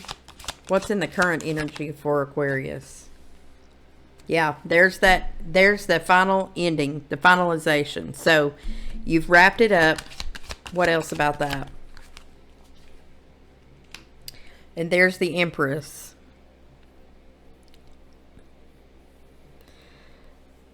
You're either dealing with an Aries, Taurus, or Libra, if it's a person, but there's a lot of wisdom and balance on the back side of this thing that wrapped up. How's the Empress affecting Aquarius right now? Could be a younger water sign or a younger air sign. Or these could be young energies. There could be a coming together of air and water here. I'm picking up Pisces, definitely. But somebody might have came through with an offer that was actually had tangible benefits to it in the past. And now we sit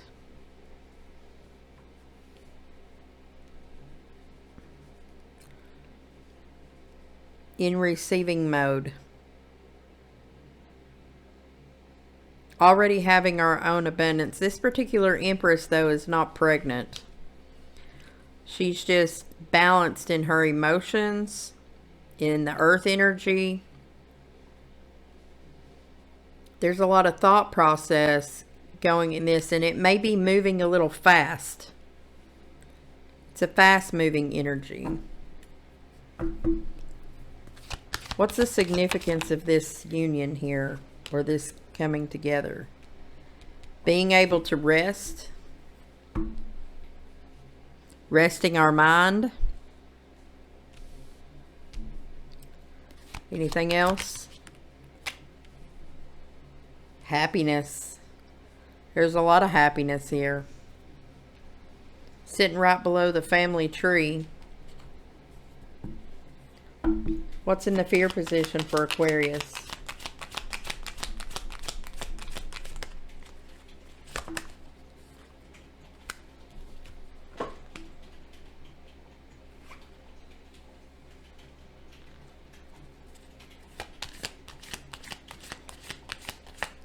Trying to get to the ultimate abundance here, but feeling like it's moving, the slow feeling.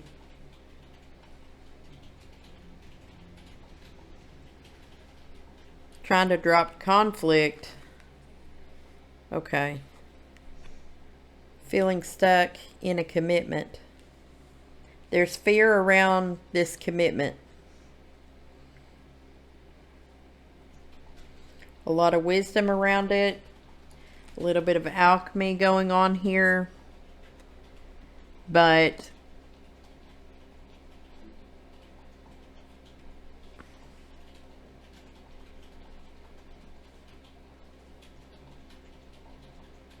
where there was conflict, there's no longer conflict, but it's in the fear position.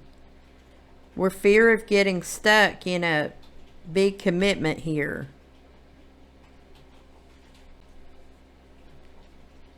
I don't know why Ten of Pentacles is in the fear position for Aquarius, though. What are we afraid of here? What do we need to know about that, Spirit? Somebody's afraid of getting hurt. Okay, somebody over here feels like that, the shoe's about to drop. I think I said that for Capricorn, too. But you feel like that if you get this happiness, if you get this commitment, if you get the money, if you get the stability, that you're going to get hurt by it. Don't let the past hold you back. You got to make the first move. What's coming up that Aquarius cannot see here?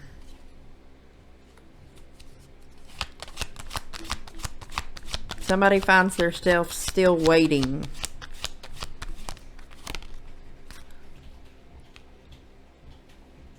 Waiting on enlightenment of some kind. By ourselves, we do well. There's a lot of self-confidence there. Queen of Wands, Aries, Leo, Sagittarius. Somebody might be traveling or moving. Coming up in the future. There may be a choice coming up. What's in the way? What is affecting this? Kids. Something from the past. Like I said, don't let the past hold you back. There's Leo energy. Aquarius Leo is the opposite of your axis. So it might be asking you to lean into that. With the South Node being here, Aquarius is one side, Leo's the other. It's asking you to pull from the Leo energy that is on your across the street from you. The King of Swords is in reverse. So there's something that we don't know the truth about yet. You haven't received it, or something that we hold back, either you or the person you're dealing with. Aquarius, Libra, Gemini energy here.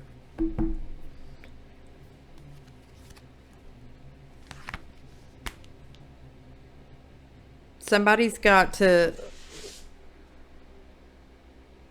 lead, make a plan.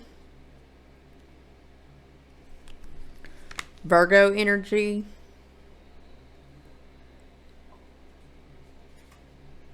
It may keep us bothered at night a little bit. There's a communication about that, and maybe some internal turmoil. Seeking balance through justice. That's Libra energy. The Lovers, which is a choice in love, with the Gemini energy and the Two of Swords. Possibly needing to make a decision here based on truth.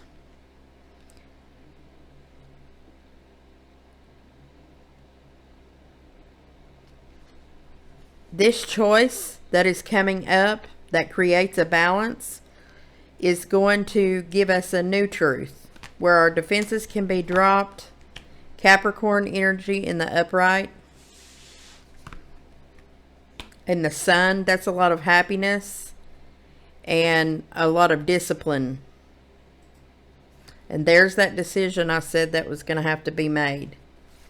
It's a decision to go ahead and open up the heart and be more loving, offering a passionate opportunity and working better with others. It's going to create new options for you to look at, and a very strong commitment with the Four of Wands. We're going to make a judgment call about that. Passing judgment on our new truth. Feeling very abundant here. Feeling supported and things calming down in our life. And feeling, yes, a lot of abundance. A lot of abundance coming in for Aquarius. Let's pull an oracle of Pluto.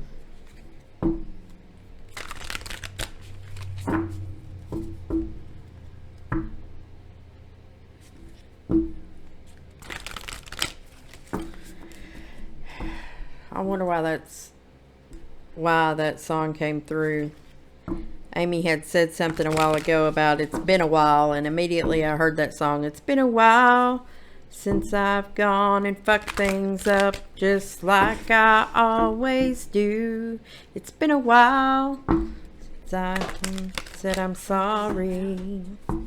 So it might have been a while since you talked to someone, or it's been a while since you made a bold decision and you're afraid of fucking it up. That's what I'm getting over here. In this section over here, you're afraid the other shoe's about to drop. If you get this abundance, if you get this commitment, every other time it ended in pain. But here's Spirit saying that it's going to grow. The past can hold you back and keep you from making moves forward in commitments. It's a too good to be true energy. And that mind frame can cause this that's on the bottom of the deck, this Ten of Swords. Ten of Swords here in this Two of Cups. A non-committal energy right on the back of that. That would leave you feeling very alone. And then we distract ourselves with work with the Eight of Pentacles. Tossing a couple of things back and forth. Don't let the past hold you back, Aquarius. It's been a while since I could find myself on my own 2 feet again. Let me read these lyrics to you.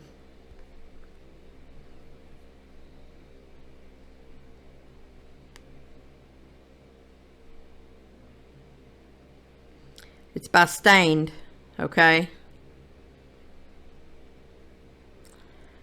It says, it's been a while since I could hold my head up high, and it's been a while since I first saw you, and it's been a while since I could stand on my own 2 feet again, and it's been a while since I could call you. And everything I can't remember, as fucked up as it all may seem, the consequences that are rendered, I've stretched myself beyond my means. And it's been a while since I could say that I wasn't addicted. And it's been a while since I can say I love myself as well. And it's been a while since I've gone and fucked things up just like I always do. And it's been a while, but all that shit seems to disappear when I'm with you. And everything I can't remember, as fucked up as it all may seem, the consequences that I've rendered, I've gone and fucked things up again. Why must I feel this way? Just make this go away. Just one more peaceful day. It's been a while since I look at myself straight. It's been a while since I said I'm sorry. And it's been a while since I've seen the way the candles light your face. And it's been a while, but I can still remember just the way you taste. And everything I can't remember, as fucked up as it all may seem to be, I know it's me. I cannot blame this on my father. He did the best he could for me. And it's been a while since I could hold my head up high. And it's been a while since I said I'm sorry. So, Aquarius, don't let that shit hold you back. Since I've gone fucked things up just like I always do. It's been a while. Show me for Aquarius. Thank you. Ah, and you guys get the jellyfish too. Just so you know, Scorpio and Cancer got it, and here Aquarius is getting the jellyfish.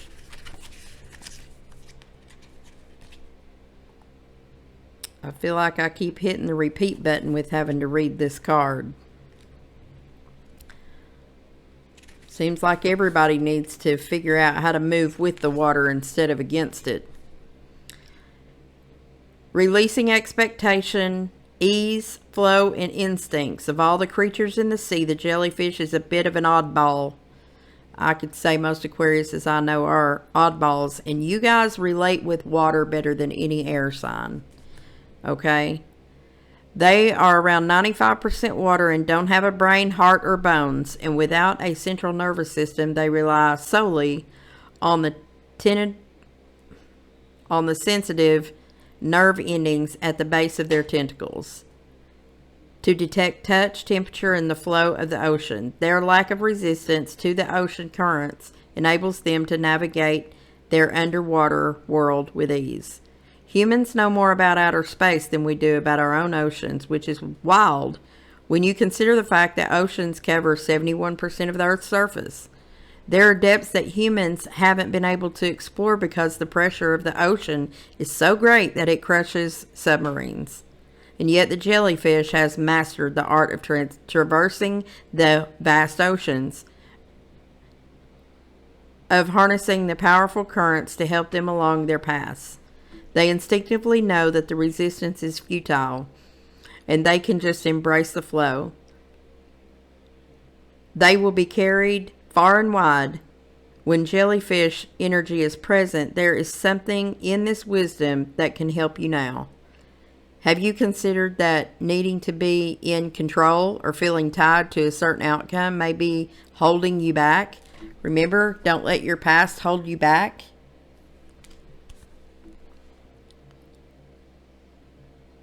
When we can embrace the current situation for what it truly is, we are freed from the chains of our expectations and the weight of stress is lifted. When we can find peace in the present and go with the natural cycles of our lives with trust, we may end up not where we expected to be, but somewhere better. Meditate on this famous quote by Bruce Lee, "Be like the water, making its way through the cracks. Do not be assertive, but adjust to the object, and you shall find a way around or through it. If nothing within you stays rigid, Outward things will disclose themselves. Empty your mind. Be formless, shapeless, like water. If you put water into a cup, it becomes the cup. If you put water into a bottle, it becomes the bottle. You put it in a teapot, it becomes the teapot. Now, water can flow or it can crash. Be water, my friend. So it's time to flow with the emotions that you feel. And feel your feelings. Stop thinking them. Aquarius is really good for doing like the other air signs do. And we think our feelings before we feel our feelings. And we have the uncanny ability to disconnect from all that. But we also have more of an ability to get in touch with our emotions. And to harness them. So, don't let your past hold you back, Aquarius. That is your reading. Please like, share, and subscribe if you haven't already. If you'd like a personal reading, that information is in the About section. And until next time, much love and light to you and yours. All right, this one is for Aquarius. Let's get started with Moonology for our Aquarius collective. Let's see what's going on for Aquarius's highest good spirit angels, ancestors, guides for Aquarius. All right, Aquarius, be bold, make the first move, and don't let the past hold you back. Okay, so South Node is a factor, and making the first move. I'm not sure what to take from that yet, so we probably need to go ahead and pull the tarot. You might be going after something, thinking about going after something, and something about your past is holding you back. You need to look to your South Node and see what that means for you. If you don't know how to do that, you can do your birth chart. You will need to know your birth time, city and state. You can look at that online. There might be something in that for you. South Node is from your past, and your North Node is what's happening for you in the future. Show me in the recent past for Aquarius. Pisces energy, the Hanged Man. Maybe you were waiting to find out which direction you needed to go.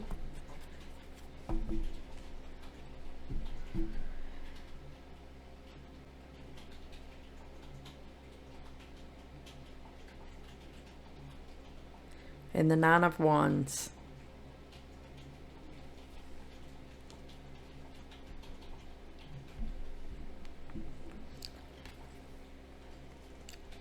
Bear with me just a second. I need to look something up real fast.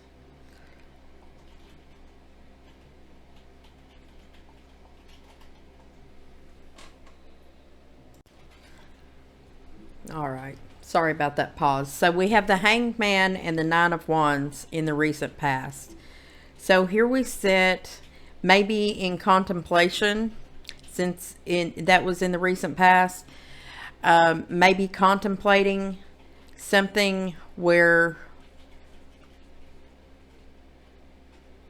while we weren't maybe in financial distress, we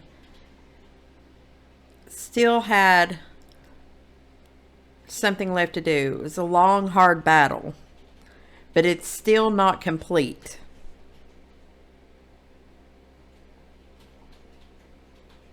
We were trying to wrap something up here. Ah, there's the Ten of Wands. And then it completed. Sometimes it feels like you can't see where you're going, but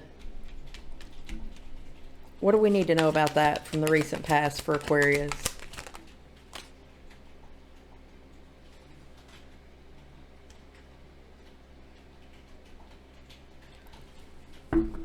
In the midst of waiting,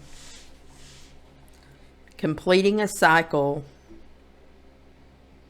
that we had a lot of energy around, doing things on our own, and we get a tangible offer that comes in the recent past. We were waiting for it. We were sitting and waiting. It could be dealing with a Pisces, and that's all I'm getting right now. Or there could be something we were holding back on. What's in the current energy for Aquarius? Yeah, there's the final ending, the finalization. So you've wrapped it up. What else about that? And there's the Empress.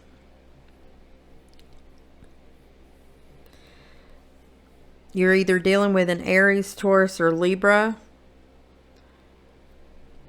if it's a person, but there's a lot of wisdom and balance on the back side of this thing that wrapped up.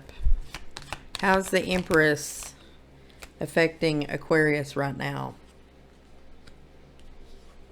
Could be a younger water sign or a younger air sign, or these could be young energies. There could be a coming together of air and water here. I'm picking up Pisces, definitely. But somebody might have came through with an offer that was actually had tangible benefits to it in the past. And now we sit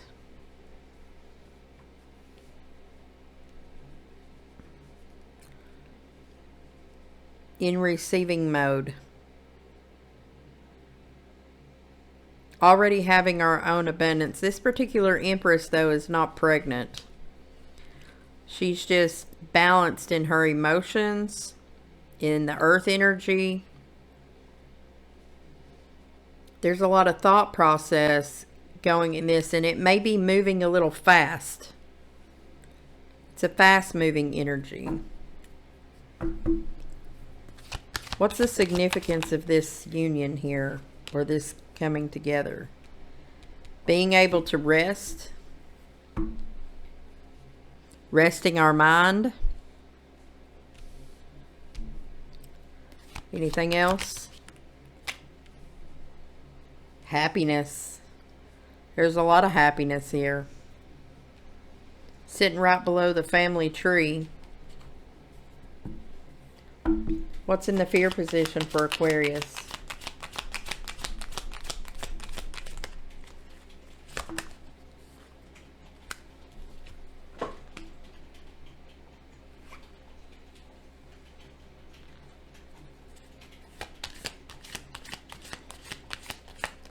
Trying to get to the ultimate abundance here, but feeling like it's moving, the slow feeling.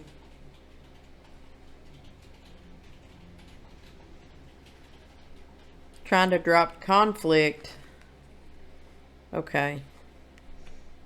Feeling stuck in a commitment. There's fear around this commitment. A lot of wisdom around it. A little bit of alchemy going on here. But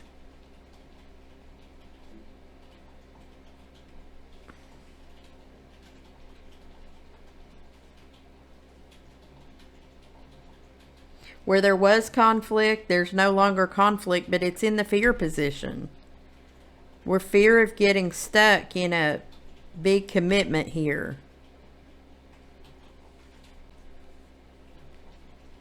I don't know why Ten of Pentacles is in the fear position for Aquarius, though.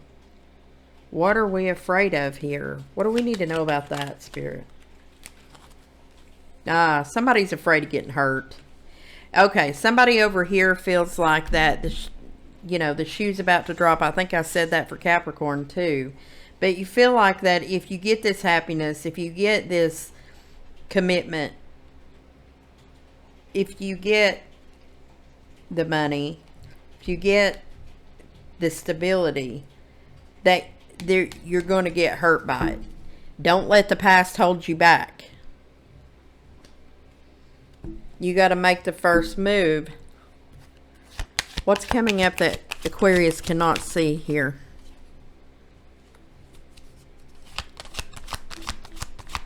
Somebody finds themselves still waiting.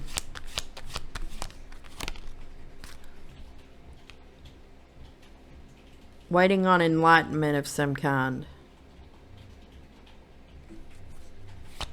By ourselves, we do well. There's a lot of self-confidence there. Queen of Wands, Aries, Leo, Sagittarius. Somebody might be traveling or moving. Coming up in the future. There may be a choice coming up. What's in the way? What is affecting this? Kids. Something from the past. Like I said, don't let the past hold you back. There's Leo energy. Aquarius Leo is the opposite of your axis. So it might be asking you to lean into that. With the South Node being here, Aquarius is one side, Leo's the other. It's asking you to pull from the Leo energy that is on your across the street from you. The King of Swords is in reverse. So there's something that we don't know the truth about yet. You haven't received it, or something that we hold back, either you or the person you're dealing with. Aquarius, Libra, Gemini energy here.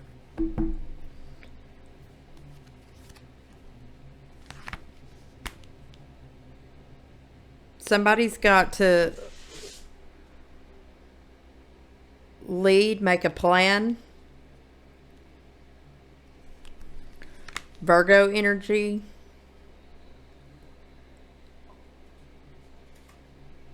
It may keep us bothered at night a little bit. There's a communication about that, and maybe some internal turmoil. Seeking balance through justice. That's Libra energy.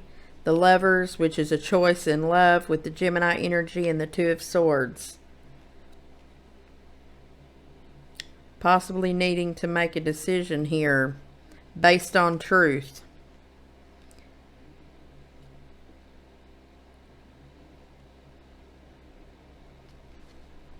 This choice that is coming up that creates a balance is going to give us a new truth where our defenses can be dropped. Capricorn energy in the upright. And the Sun, that's a lot of happiness and a lot of discipline. And there's that decision I said that was going to have to be made. It's a decision to go ahead and open up the heart and be more loving, offering a passionate opportunity and working better with others. It's going to create new options for you to look at, and a very strong commitment with the Four of Wands. We're going to make a judgment call about that. Passing judgment on our new truth. Feeling very abundant here. Feeling supported and things calming down in our life. And feeling, yes, a lot of abundance. A lot of abundance coming in for Aquarius. Let's pull an oracle of Pluto.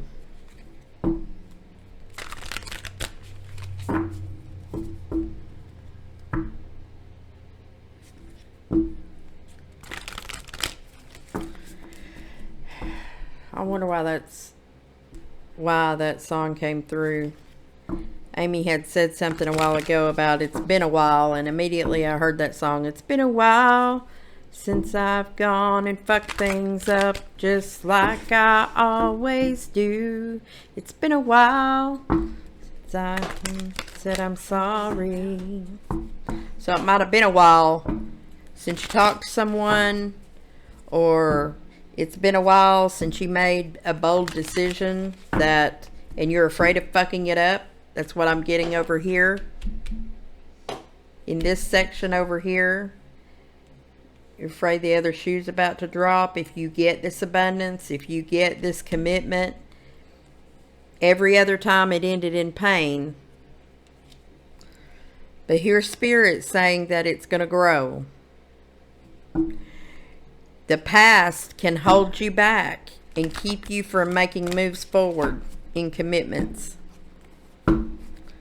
It's a too good to be true energy. And that mind frame can cause this that's on the bottom of the deck, this Ten of Swords. Ten of Swords here in this Two of Cups. A non-committal energy right on the back of that. That would leave you feeling very alone. And then we distract ourselves with work with the Eight of Pentacles. Tossing a couple of things back and forth. Don't let the past hold you back, Aquarius. It's been a while since I could find myself on my own 2 feet again. Let me read these lyrics to you.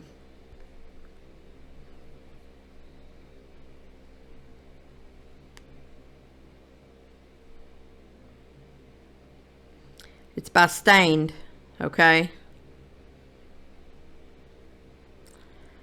It says, it's been a while since I could hold my head up high, and it's been a while since I first saw you, and it's been a while since I could stand on my own 2 feet again, and it's been a while since I could call you. And everything I can't remember, as fucked up as it all may seem, the consequences that are rendered, I've stretched myself beyond my means. And it's been a while since I could say that I wasn't addicted. And it's been a while since I can say I love myself as well. And it's been a while since I've gone and fucked things up just like I always do. And it's been a while, but all that shit seems to disappear when I'm with you.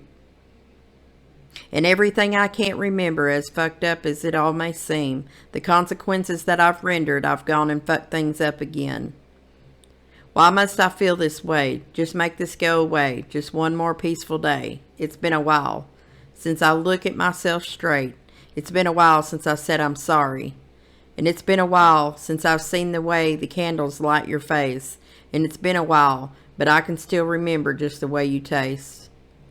And everything I can't remember, as fucked up as it all may seem to be, I know it's me. I cannot blame this on my father. He did the best he could for me.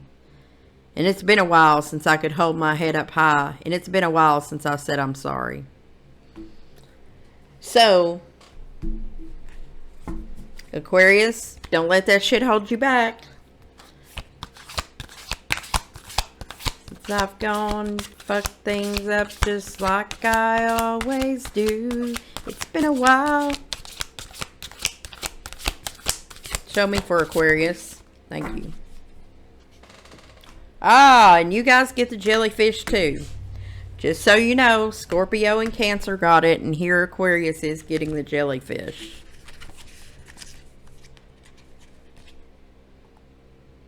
I feel like I keep hitting the repeat button with having to read this card.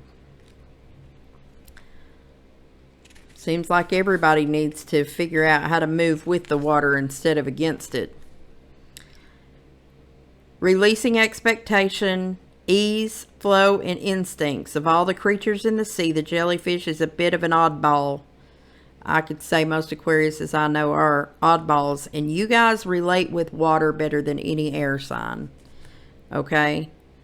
They are around 95% water and don't have a brain, heart, or bones. And without a central nervous system, they rely solely on the sensitive nerve endings at the base of their tentacles to detect touch, temperature, and the flow of the ocean. Their lack of resistance to the ocean currents enables them to navigate their underwater world with ease.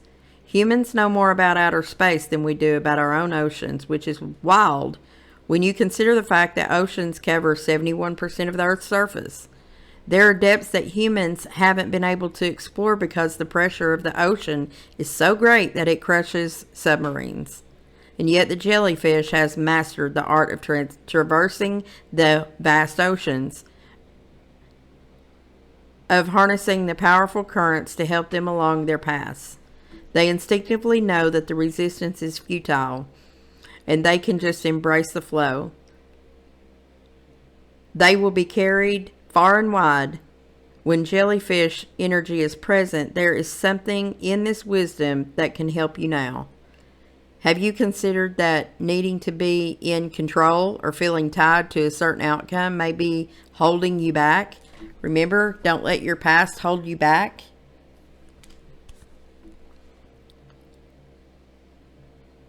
When we can embrace the current situation for what it truly is, we are freed from the chains of our expectations and the weight of stress is lifted. When we can find peace in the present and go with the natural cycles of our lives with trust, we may end up not where we expected to be, but somewhere better. Meditate on this famous quote by Bruce Lee, "Be like the water, making its way through the cracks. Do not be assertive, but adjust to the object, and you shall find a way around or through it. If nothing within you stays rigid, outward things will disclose themselves. Empty your mind. Be formless, shapeless, like water. If you put water into a cup, it becomes the cup. If you put water into a bottle, it becomes the bottle. You put it in a teapot, it becomes the teapot. Now, water can flow or it can crash. Be water, my friend." So it's time to flow with the emotions that you feel and feel your feelings. Stop thinking them. Aquarius is really good for doing like the other air signs do, and we think our feelings before we feel our feelings. And we have the uncanny ability to disconnect from all that. But we also have more of an ability to get in touch with our emotions and to harness them. So don't let your past hold you back, Aquarius. That is your reading. Please like, share, and subscribe if you haven't already. If you'd like a personal reading, that information is in the About section. And until next time, much love and light to you and yours. All right, Pisces, it is your turn. Let's get started for our Pisces Collective. Spirit, angels, ancestors, and guides, for the highest good of our Pisces Collective, show me what they need to see. With the Moonology deck, what messages do you have for our Pisces Collective today? For Pisces.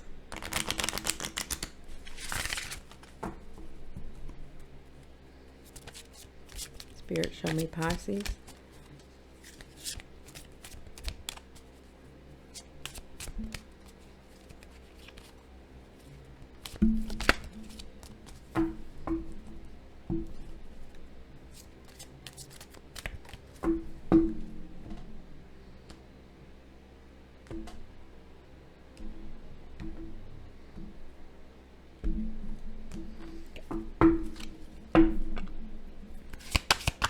For Pisces, show me Pisces.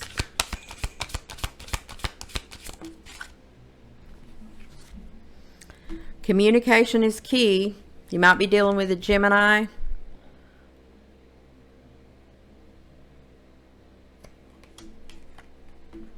You might have Gemini in your chart. Your commitment is being tested.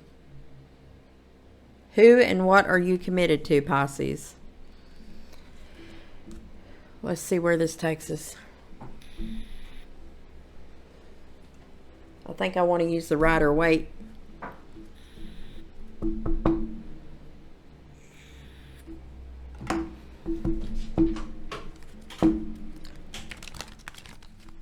Show me the cards for Pisces. Spirit, angels, ancestors, guides, for our Pisces Collective. Show me what they need to see for Pisces.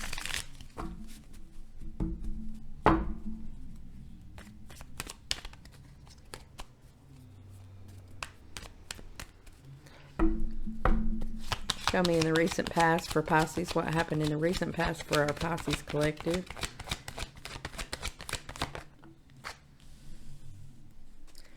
Ooh, somebody had their defenses up big time in the recent past.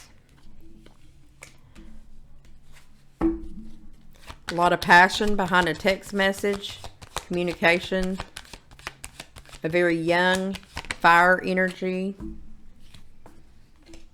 Something that was going really slow, we wanted to speed it up. There's a sense of control here. It had to do with something tangible that we had a lot of feeling or passion about. It's not really cups here, but it has to do with communication fully. There's a lot of Mercury energy here. What kind of message, what kind of communication was this in the past? What was it about? Somebody was making a judgment call. Could have been toward a Libra energy. But we stood at a crossroads. Show me the current energy for Pisces.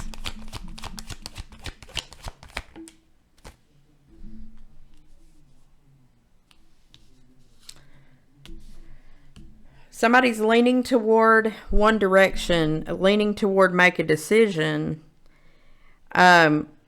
with the whole world in their hands, basically, looking out at the water, but yet wavering back into the Three of Wands, where you're waiting for your ships to come in. So somebody here is waiting for someone else to do something.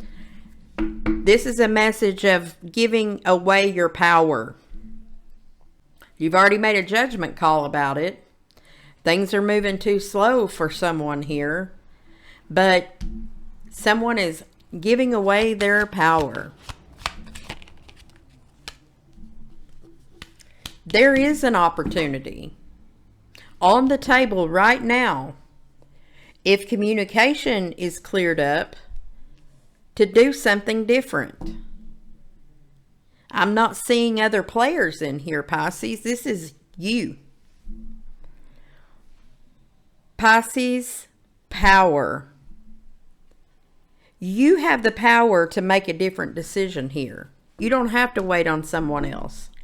What's the fear position for Pisces?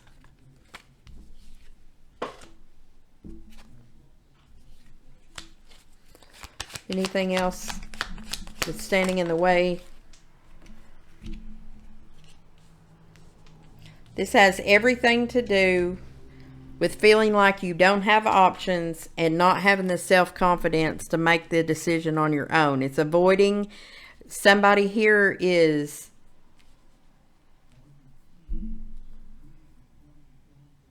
there's a lot of resistance in this Pisces.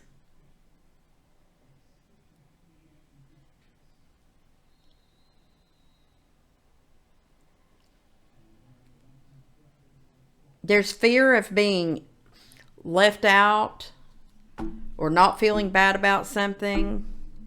Fear that someone else might not be losing sleep over something. Afraid to make a change. There could be a Scorpio, Aries, Leo, Sagittarius involved. There's a lot of fire energy here. But when it comes to cup energy, there's a brand new opportunity to do something different that you can put your hands on. But we're overwhelmed with decisions, with options, and the cups aren't going in one direction or the other. But the power's really in your hands, and by waiting on someone else to make a decision here, without communication here, you can't get these pegs to move in the right direction. What's coming up in the near future that Pisces cannot see? Someone is going to stop juggling over here.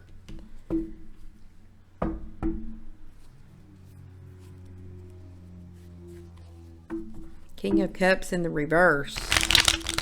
It's very manipulative with emotions here.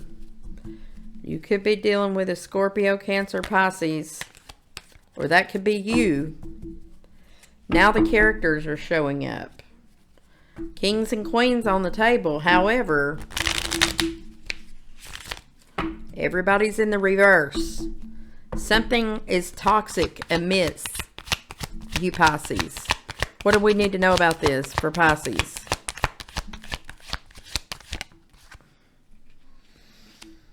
You got to close that part here.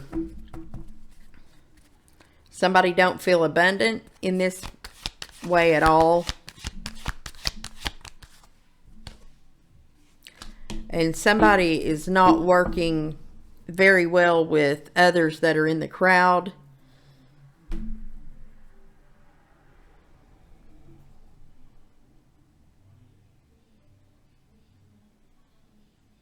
There's not a very amiable...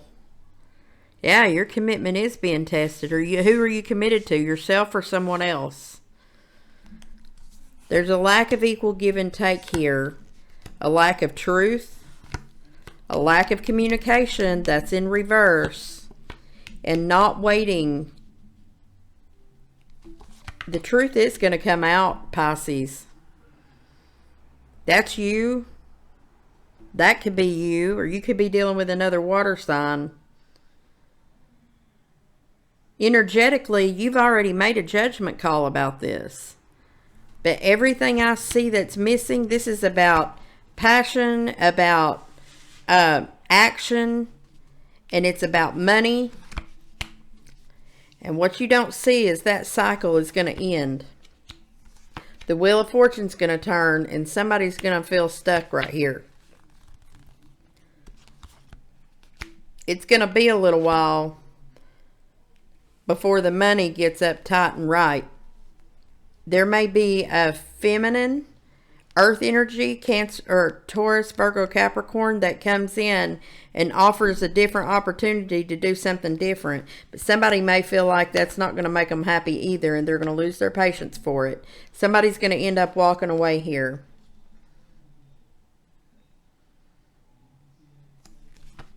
The message here is to stop deceiving yourself, Pisces. Whatever's going on, your commitment is going to be tested coming up. And you have got to communicate.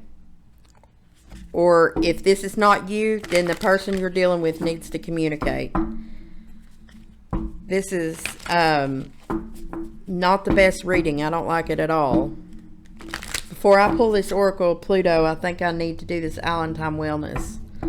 What's going on here for Pisces? What are they dealing with? There's something toxic here. This is all about money and fire. There's not really any love involved here at all. Who's Pisces dealing with?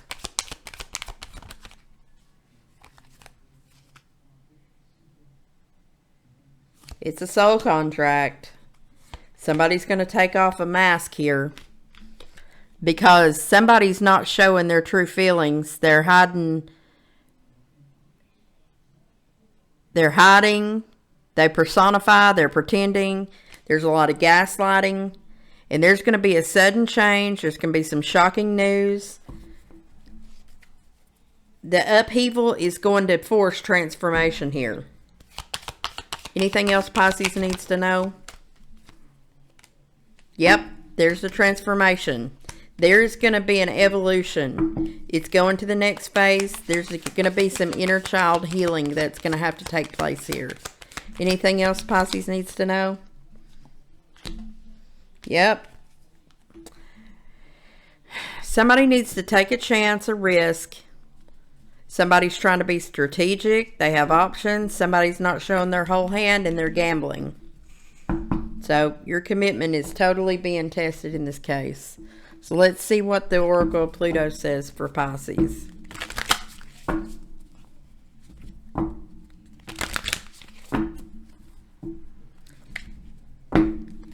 The North and South Node is getting ready to go on the Virgo and Pisces axis. It's coming out of, the North Node's going out of Aries and it's going into Virgo. If you're a Pisces sun sign, Pisces is going to be highly affected when this North Node shift happens. Because it's going to be opposite of you. There's going to be some big lessons coming in to be learned this year.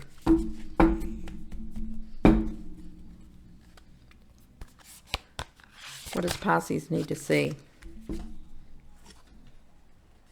The eagle. Pisces gets the eagle. What does that mean?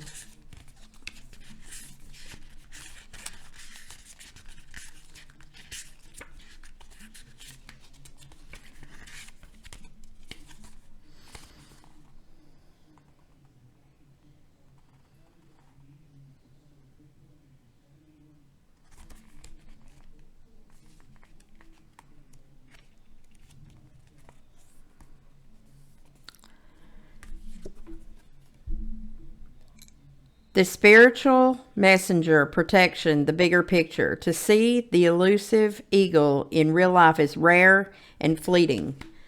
Those who are lucky enough to behold this majestic creature know of its unique wonders.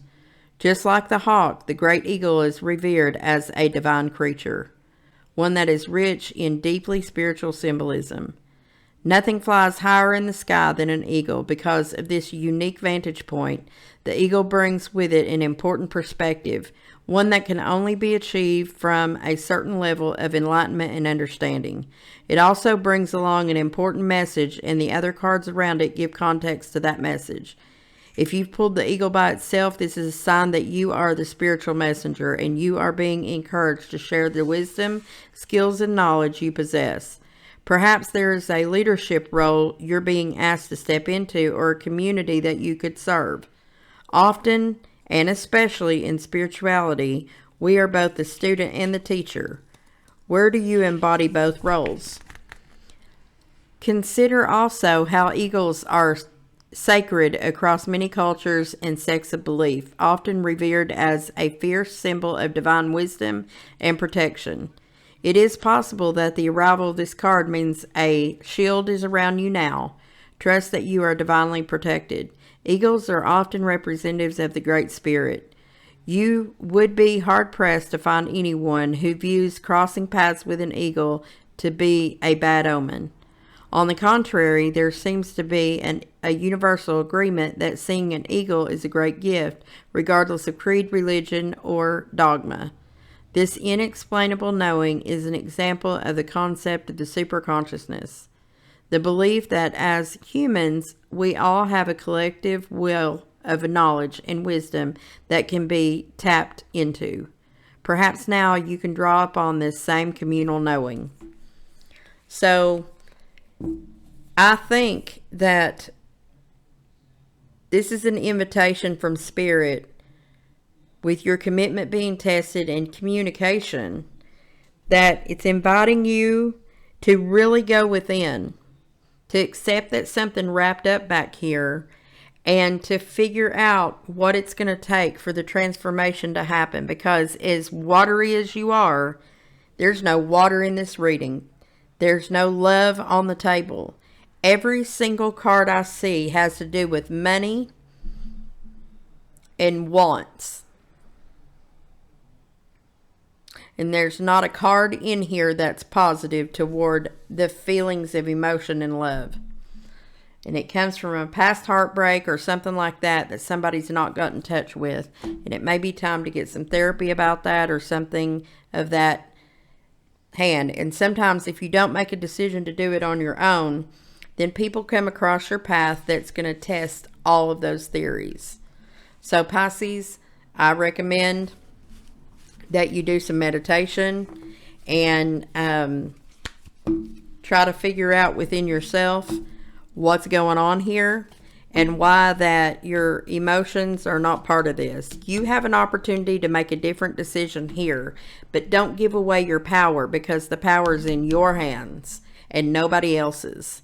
We give away our power so many times. The eagle is powerful. They're one of the most powerful beings, or animals, especially when it comes to fowl. They're superior, and they're big, and they make giant nests. And Spirit's asking you to find that within yourself, to be a leader of sorts. And you need to get back in touch with your water, because there was none in this reading. And transformation is at hand, and sometimes it's whether you want it or not. So yes, your commitment's being tested, and it's time to communicate heavily with those that you actually care about and figure out where those people fit into your life and how you can change that dynamic. In the meantime, if you need a personal reading, please hit me up. That information is in the About section. Make sure you like, share, and subscribe if you haven't already. And until next time, much love and light to you and yours. Thank you.